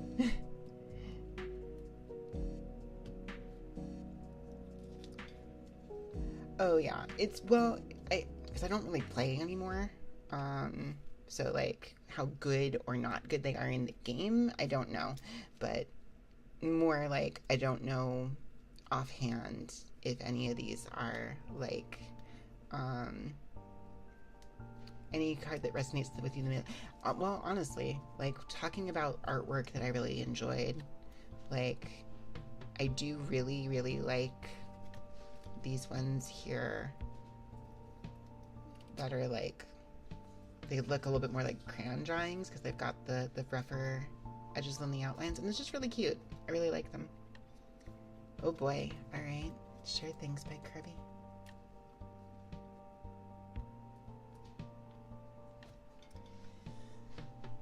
Go. Go. Go.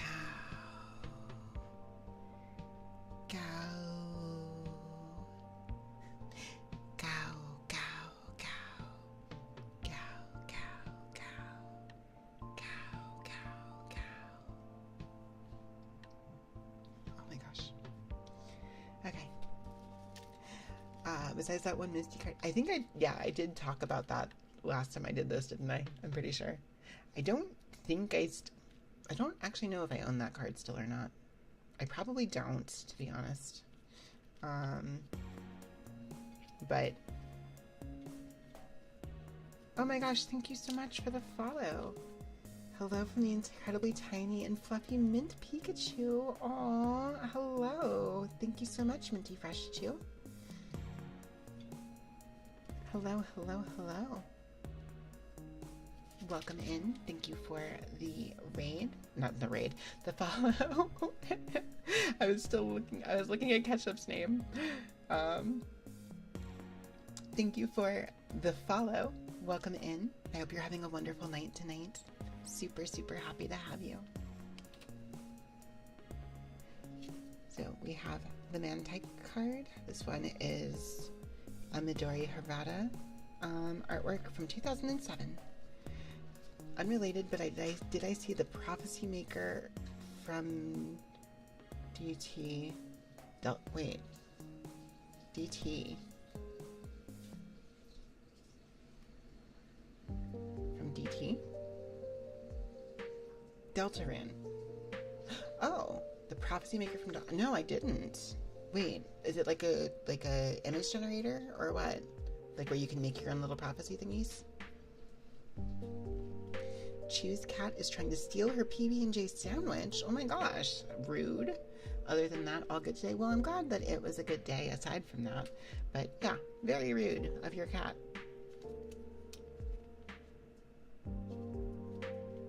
You can throw an image and create a prophecy thingy with it. Oh, that's really...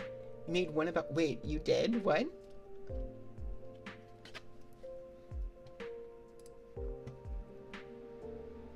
I feel like I need to see this. Hang on. Oh no. Oh. Thank you. I appreciate that. That's really cool.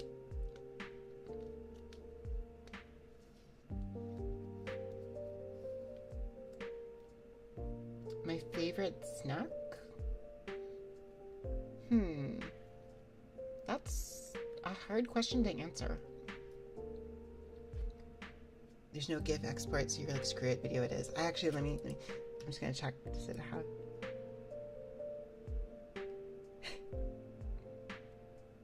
Hopefully that's not actually... Oh, that might actually be getting picked up by the microphone, I just realized. That's really cool, though. Oh my gosh. Thank you. I'm kind of skipping talking about the cards that just have the Kansugamori art. But we do have a Bidoof. I don't know that I have a favorite snack, to be honest.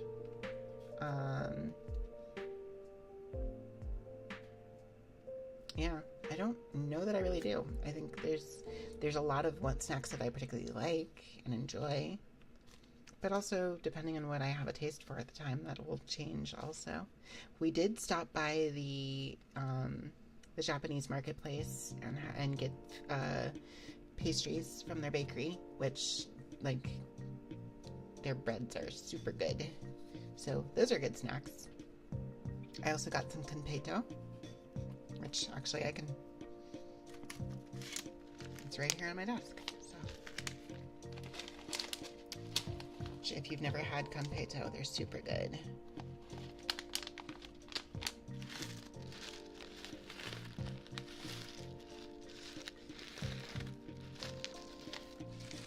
See, I don't count pumpkin pie as a snack, to be honest. I was like, that's like a full-on dessert, I feel like.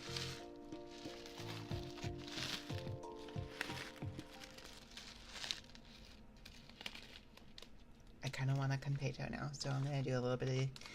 do a slight deviation here. Are snacks and desserts different? I mean, I feel like a dessert is more substantial, where a snack is like smaller, I guess. But maybe that's just me. Aren't desserts a type of snack and vice versa? See, like, I don't know. I wouldn't consider like an ice cream sundae to be a snack. I'd consider it to be a dessert. Like, I wouldn't just snack on that. I would like eat it, I guess. Maybe that's just me. But like pie and cake and stuff like that, I wouldn't necessarily just have that to snack on. That would be more like its own thing. Anyways, these are Kanpeito. They're little, basically like little star candies. If you've never had them before, they are kind of the same consistency and taste as like rock candy.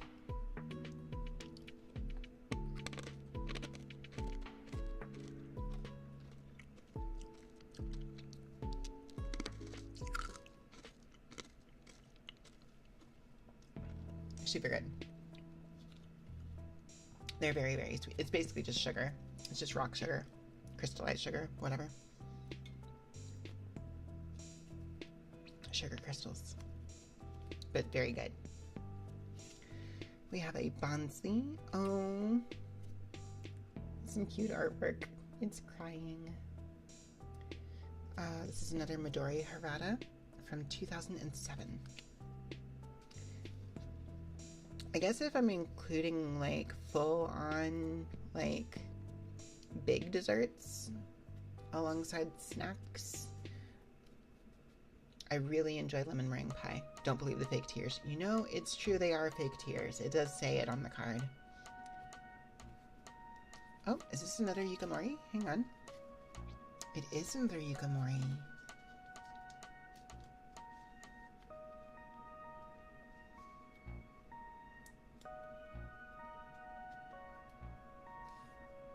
It's a very, very cute Natto. Natto? Not Natto. Natto is something different.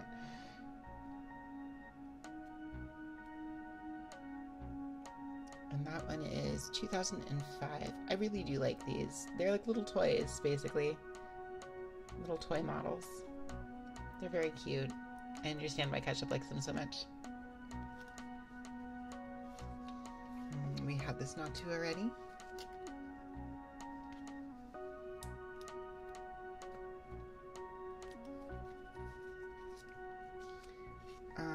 Another Natto. This one is Koki Saito from 2004. I do like this one. It's in a little canyon with some Zatu flying in the background. Aw, thank you, Ari. I appreciate it. How are you doing tonight, Ari? I hope you're doing well and having a good end to your weekend.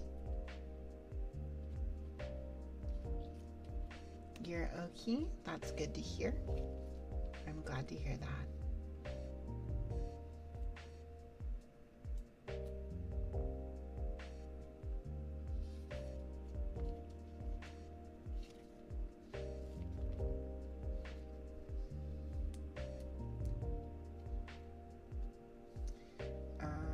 Still more of these same not to, that's fine.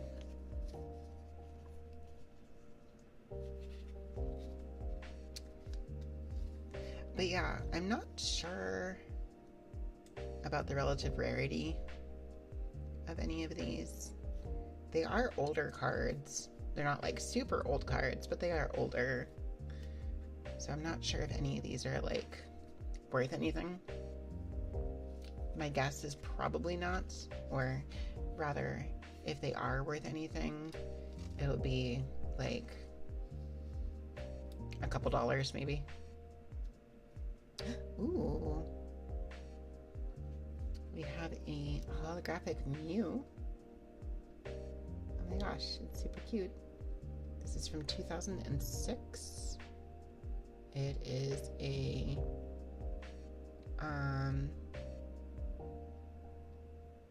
is it Nakoka? They are all ghost rare because you said so. Sign them to make them 1,000% more valuable. Unfortunately, I don't think that's how that works. How's it going, Irvin? I hope you're having a good evening. Hope your weekend has been good. I guess I didn't ask this on the front end of the stream. We got distracted by Granblue patch notes, but I hope everybody's had a good weekend. Let me know if you did anything particularly exciting or fun, or even if you just had a just nice relaxing one. We have a Slowpoke. This is a Kagemaru Himeno illustration. Again, I guess I have to like pull it like way up close and then tilt it in order for the camera to kind of focus in on it. And this is from 2005. It's been a busy weekend. Did a lot of housework at your grandma's house yesterday and today. Ah, well, it sounds like it was a productive time.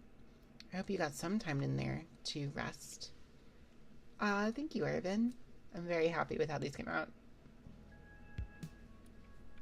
Kind of almost like the sort of oil slick rainbow style. I kind of like them. Well, I don't kind of like them. I really like them. Moved washing machines, cut down some trees, did some minor welds, moved a lot of bricks around. Yeah, that does sound very productive. That's super... it sounds like you did a great job. But again, hopefully you had some time to rest. So... She did promise a huge meal, so you're even. Well, that's good at least. You got fed out of the you got a meal out of the Secret's got hollow nails, but those would be worth something. Yeah.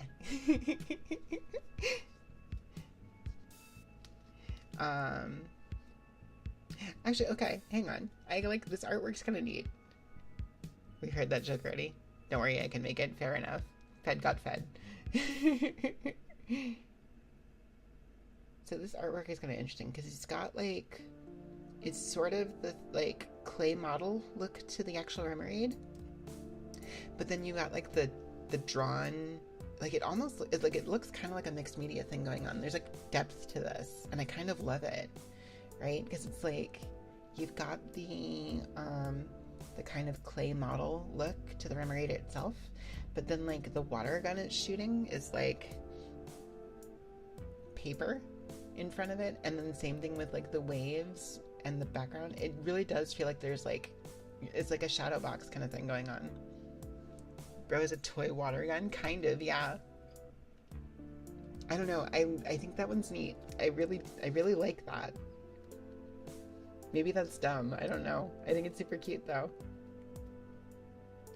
Like I don't know.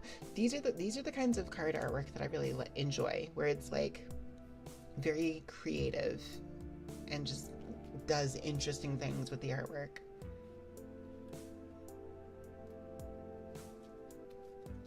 Same thing with like the other kinds of artwork that I like on these cards are like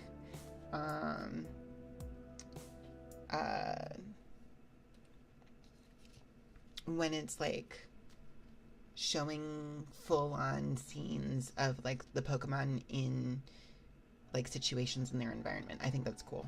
I don't know. I just like them. I just think they're neat. Hello, is it Limit Truthbell? Am I pronouncing that correctly? Thank you for the first time chat. How are you doing tonight? Hope you're having a wonderful evening. So we got a Poliwhirl. This one's by Miki Tanaka from 2005. Also cute. I also like that artwork. I do hope I want to see more. This one was what? Sachiko Adachi. We did definitely see others by them. Hang on. I think some of these were. We set aside. Yeah, so Sachiko Adachi kind of does do this mixed media thing a lot. I don't think we really saw one where the like the papercraft part was also in front, though. I don't know. I think it's the first one I saw that like actually felt that layered like that. We have an Empoleon holographic.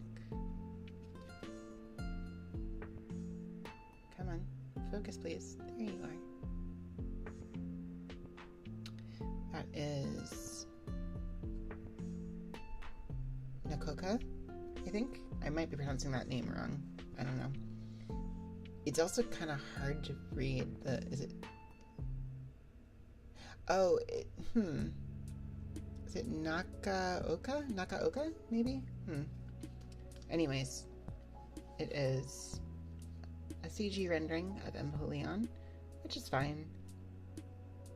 I got it? Cool. Nakaoka. It's just okay. It's a little difficult to read. So at first it looked like Nakooka, but I realized looking a little closer, there's another A in there. So, oh, we have a second holographic Empoleon.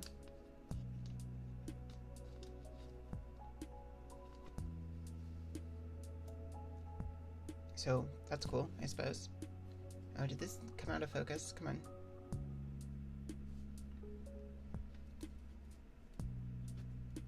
Hang on, do I have a...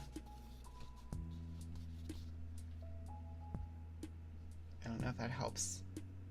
Oh, that made it worse. Oh, nope, there we are. Okay.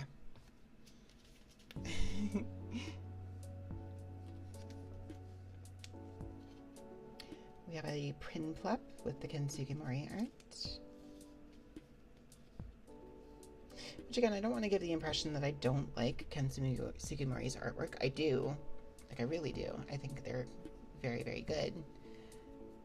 But they're just not particularly unique looking cards at that point. It's just the game's artwork. Which is, like, fine, I suppose, but I kind of feel like they make for boring cards. Too used to it. Yeah, it doesn't feel special. Ooh, we have a Piplup holographic. Here, I'll try to keep these a bit further down there. Again, it's the Ken Sugimori artwork, so nothing too special going on there. But it is holographic, so that's kind of neat. Yeah, no, again, like I much prefer when it's giving you something, I don't know. Part of what I like about the Pokemon TCG and trading cards in general is like sometimes the artwork on the cards are just super cool, and in Pokemon specifically, like it gives the opportunity to see kind of a different take on a lot of the designs. So when it's just the games version, it's like, okay, well, that's fine, I suppose, but we've seen this before, so.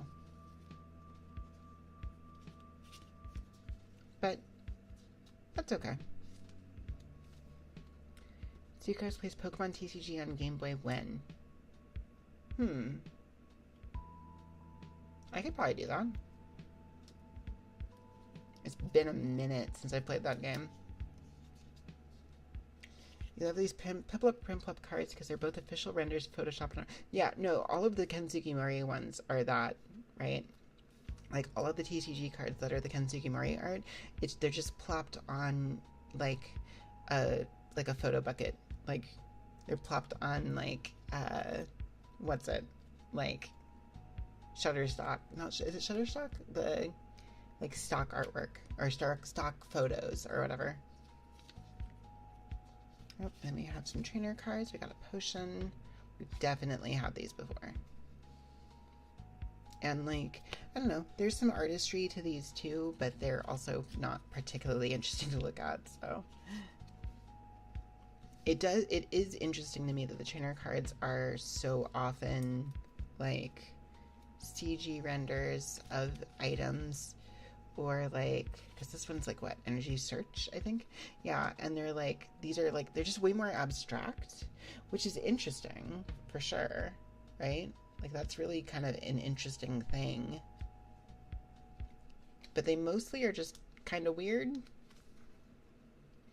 They are almost always CG. The exception would be like the trainer cards that are actually like characters and stuff, and those are cool. But the item cards are usually just kind of like whatever, outside of just kind of being vaguely. You have an Ammonite from the first or second set that is entirely claymation. Yeah, no, exactly. Like the mixed media ones are, I think, my favorites, like by a lot, because it's just a very different like way to depict them, right? So that's the end of that stack.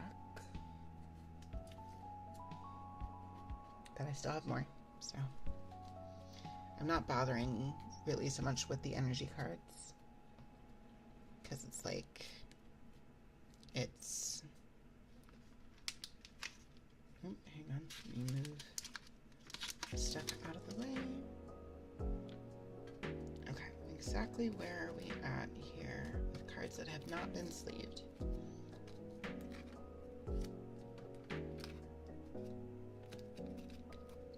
How many do we still have left? Let's see.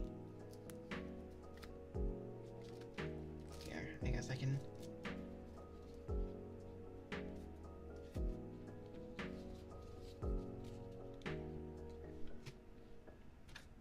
So here, there, that's where we're still sitting. So we've still got about half of the lunchbox with cards to sleeve. I don't know how many of them are energy cards though. I think at a certain point we start seeing a lot more energy cards. Okay,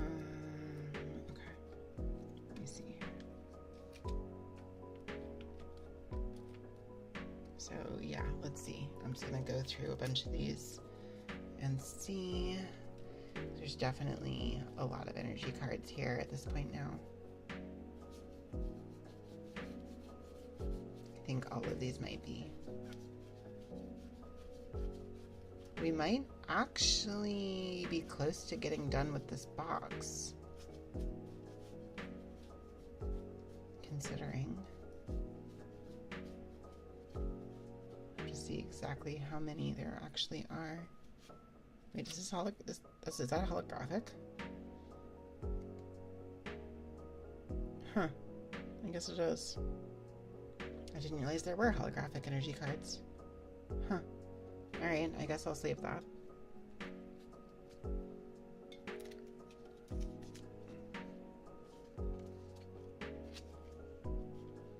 These old cards you just have laying around. Yeah, so the I talked about this on an earlier stream when we were doing this, but basically we were cleaning one of the rooms, and I found an old one of my old lunch boxes, and it just had a bunch of Pokemon cards in it from however, well, I mean, these are from 2006, 2005, 2006, 2007, and they were just, I was keeping them in there, and I figured, well, okay, I should probably get these sleeved, and while I was doing it, it would be fun to just do it on stream.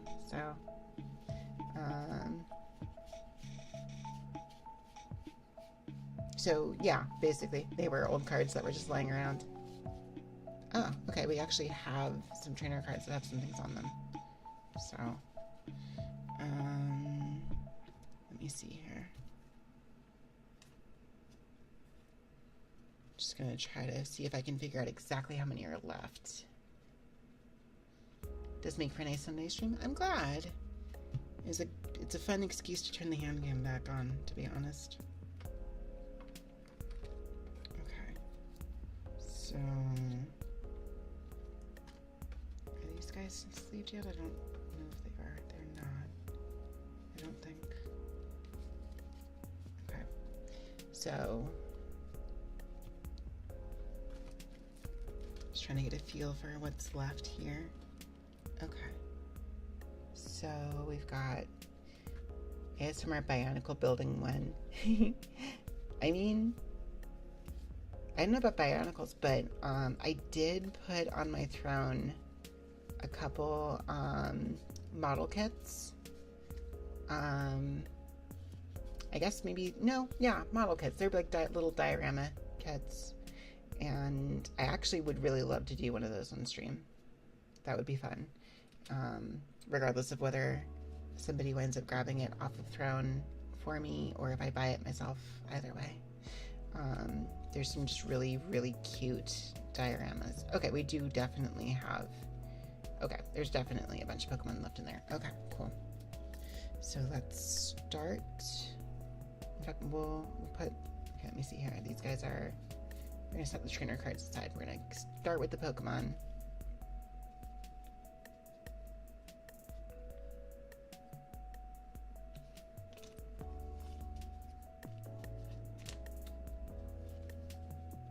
So we have an Aron.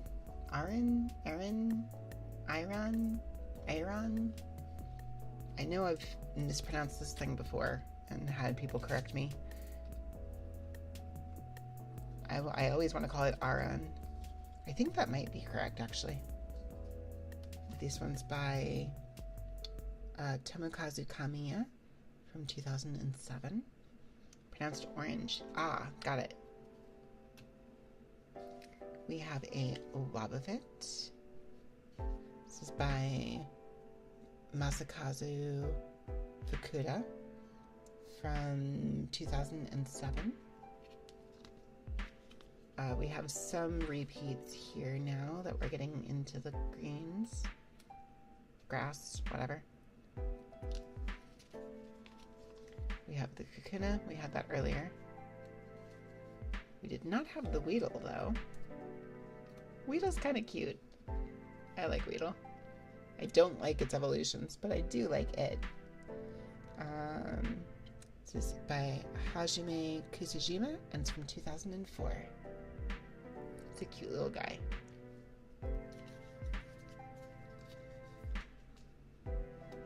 It's also really pretty artwork on that.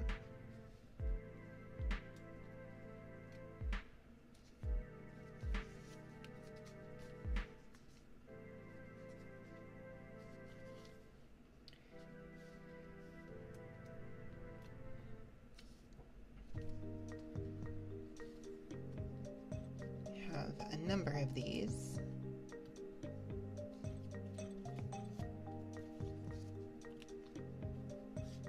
Oh, speaking of like snacks earlier, I actually got from the Ren Fair earlier this month. Well, no, not this month. We're in August now. In July. A couple weeks ago.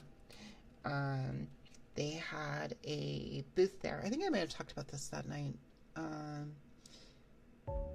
Anyways, they had a shop there that sells honey specifically, and I got a variety pack of 100 sticks, like snack sticks of honey of different various sources, and they're super good.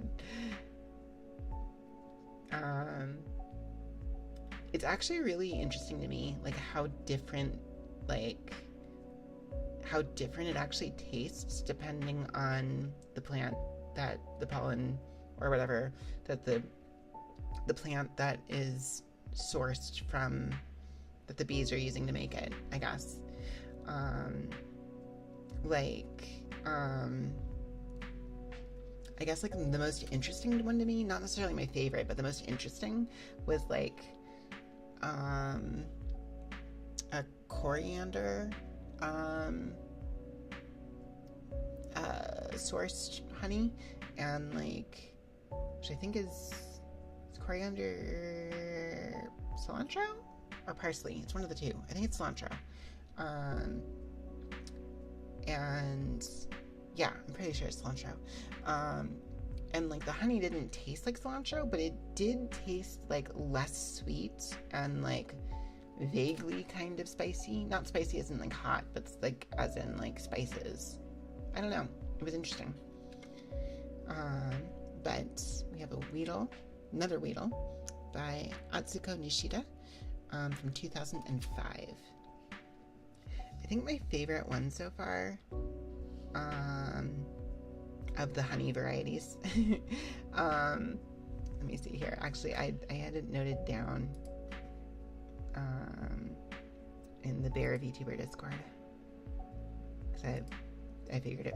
Oh, it was Vetch Blossom, which I had never heard of Vetch before, but it looks like it's a purple flower. And it was super sweet, like sugary, like almost tasted like frosting, and it was like really good. So this is Volbeat. Artwork is by Midori Harada, and the card is from 2005.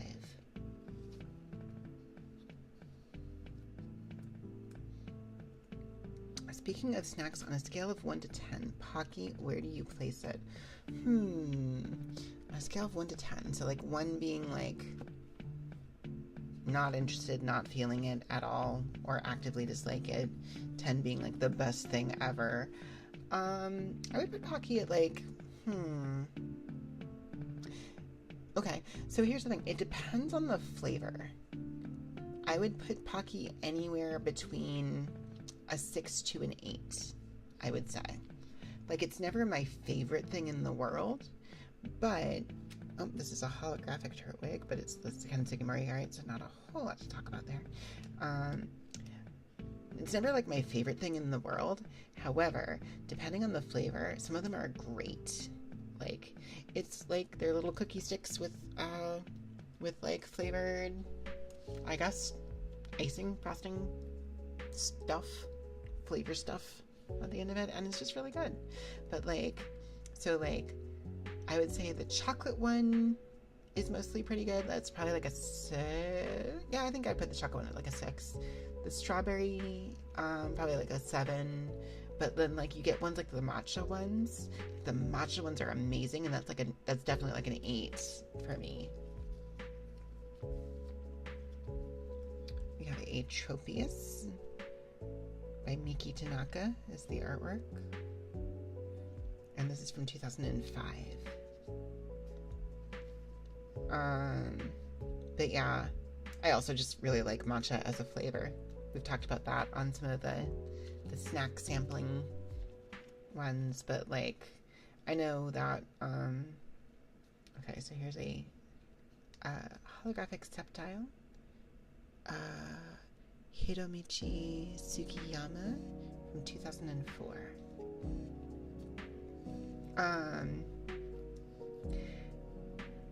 I know matcha is kind of a, I guess, divisive flavor.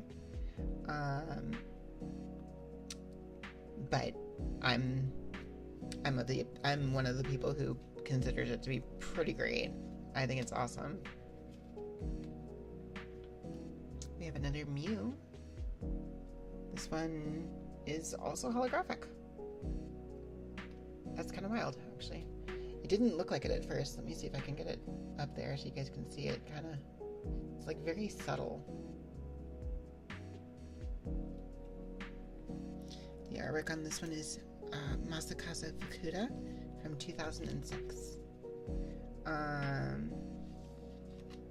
think I've had like a cookies and cream one of like Pocky before. That was kind of okay. I wasn't crazy about that one, I don't think. What other flavors have I had? Sucrose is wearing pink, Mew is pink. That's true. These are facts. So meditate with the Kensugimori art. Is Sucrose secretly Mew in disguise? No. No. As far as you know.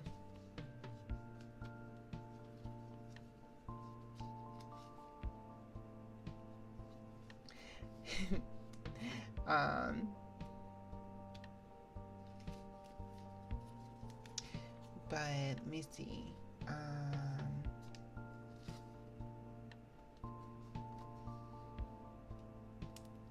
We don't have Pokeballs to test. You sure don't?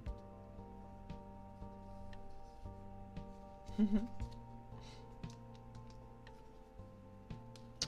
to think of what other varieties of Pocky I have had. Secretly Teddy or in disguise. I'm not.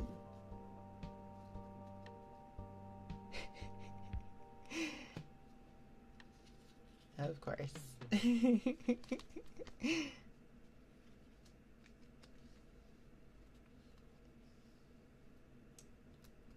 I mean, at least I guess I look more like a Teddy Ursa than a Spinda.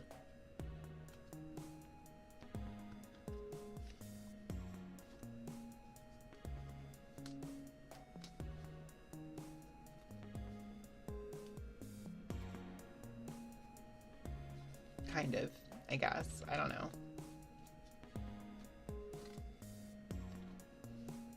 In any case, we have a Lunatone. I kind of like that artwork. It's very simple, but it's really cute. By Hisao Nakamura from 2006.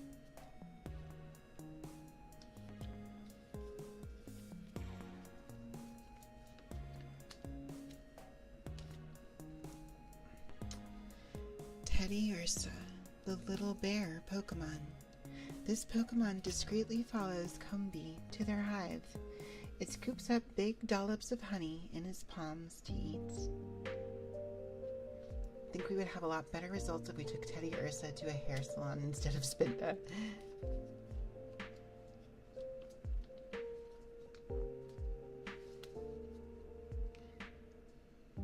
We have a Lickitung. The artwork is Masakazu Fukuda from 2006. Did you ever get to try the mochi donuts from the Asian? Yes, I have had mochi donuts before. They're very, very good. I like them a lot. I don't think, I'm trying to think, does the Japanese marketplace actually have them there? I don't think they do. Oh, actually the baker, or the cafe there might. But I actually haven't had them directly from, that's where you got them? We've got a handful of places in the area that that's what they sell, is like just mochi donuts. And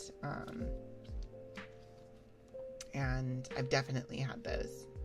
You went to the one in Texas?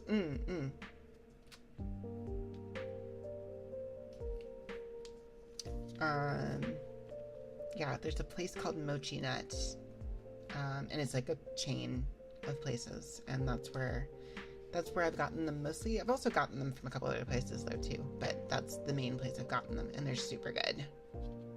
Like, they're really good. I think it's just fried mochi dough, but like still super good. I already like mochi and I like donuts, so you know. Okay, we have a weeping bell.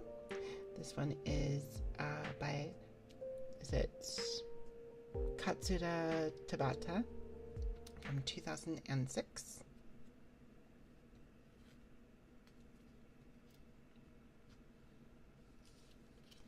We have a bell sprout. Also by, this one is by Midori Harada from 2006. So they absolutely do. Yeah, they're just like in a little, I mean, yeah, I guess for the sake of making it donut shaped, but like because they're mochi, they're like little balls in a loop, and so it does look like a teething toy. It is really funny. We have a Totodile from 2006 by Hisao Nakamura.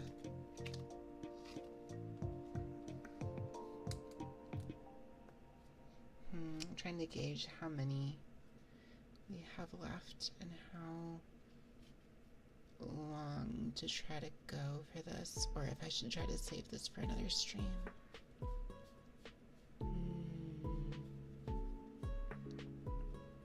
Oh, okay, we do have more energy. Aha, we have a lot more energy actually. Let's see here.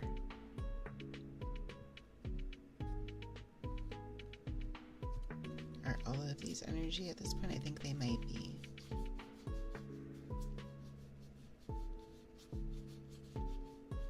Yeah, they are. Yeah, they super are. Okay.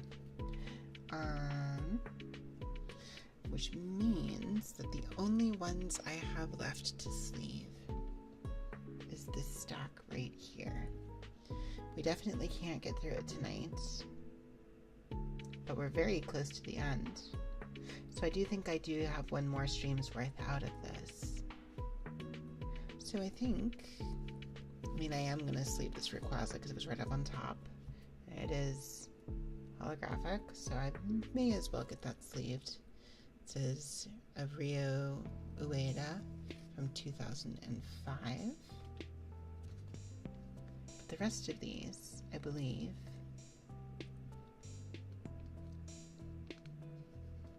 we will keep set aside. Have a good one, Spike Kirby. Thank you for stopping by. I hope you have a wonderful evening. So we will keep the rest of these off to the side for us to sleeve next time. Sucrose is started across the Pokeverse, okay?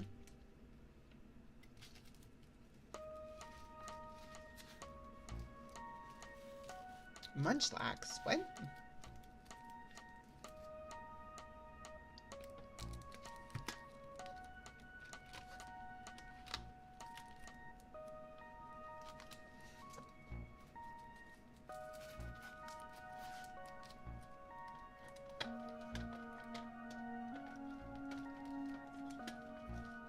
Okay, let me see here. Can I fit these back in here? I think I can.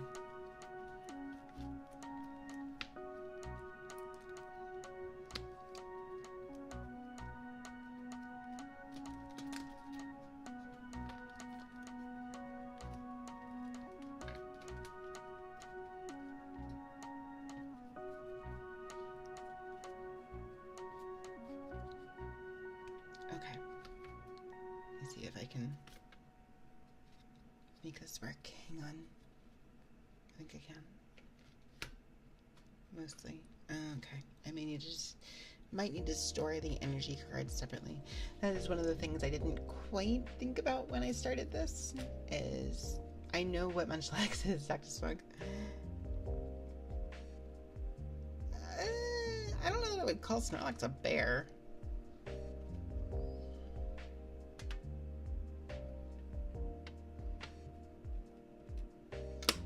One of the things I didn't think about is the fact that when I sleeve these, they take up more space. Let me see here. So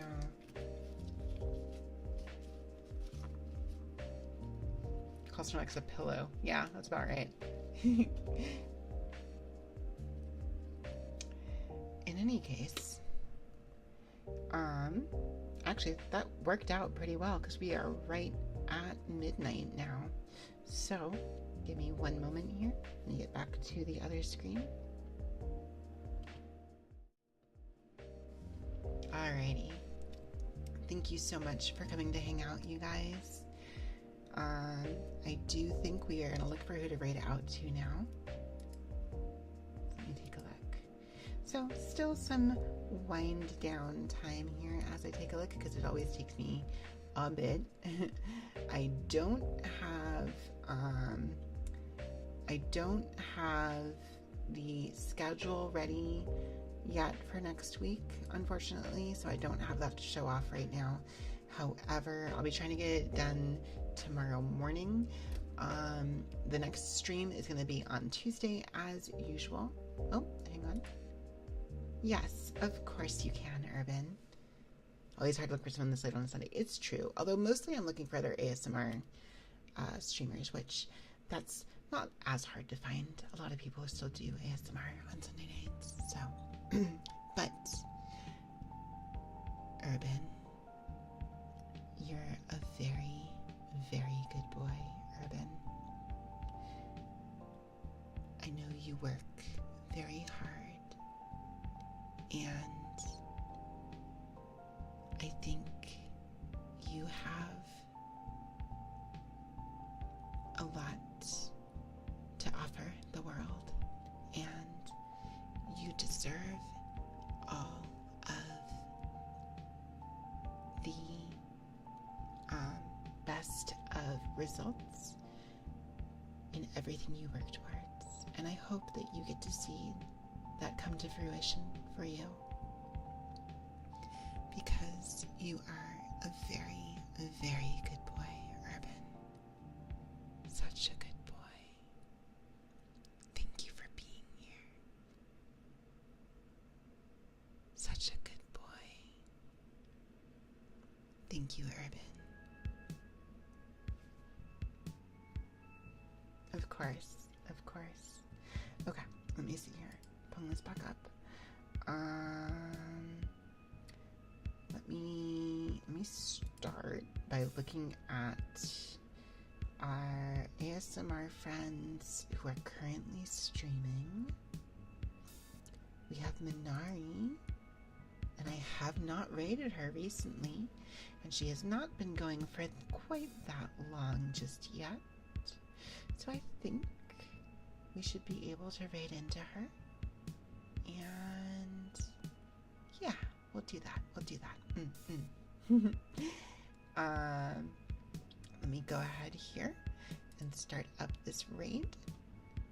Like I said, I'll be back on Tuesday with more than likely we will be doing some Grand Blue, since that will be the day of the patch. That might change depending on how maintenance winds up panning out, but that's the plan, at least, is to do some Grand Blue Fantasy versus Rising. And then Thursday will be some more Pokemon Reality Assistant, and Saturday is to be determined, because there is a thing that I'm hoping I can do, but I have not heard back yet about whether or not it's happening. So hopefully very soon I will know, and I can let you guys know. But for those of you coming with me on this raid, we do have a raid message. It is this, if you have access to those emotes, and if you are not subscribed, that is totally fine. We have you covered with that one instead. Please feel free to use either one of these as we raid into Minari. And until next time, you guys, I hope you have a great rest of your night and a great start to your week. And I will see you next time. Have a great night, everybody. Hang tight for that raid. Sleep well, chat. Sleep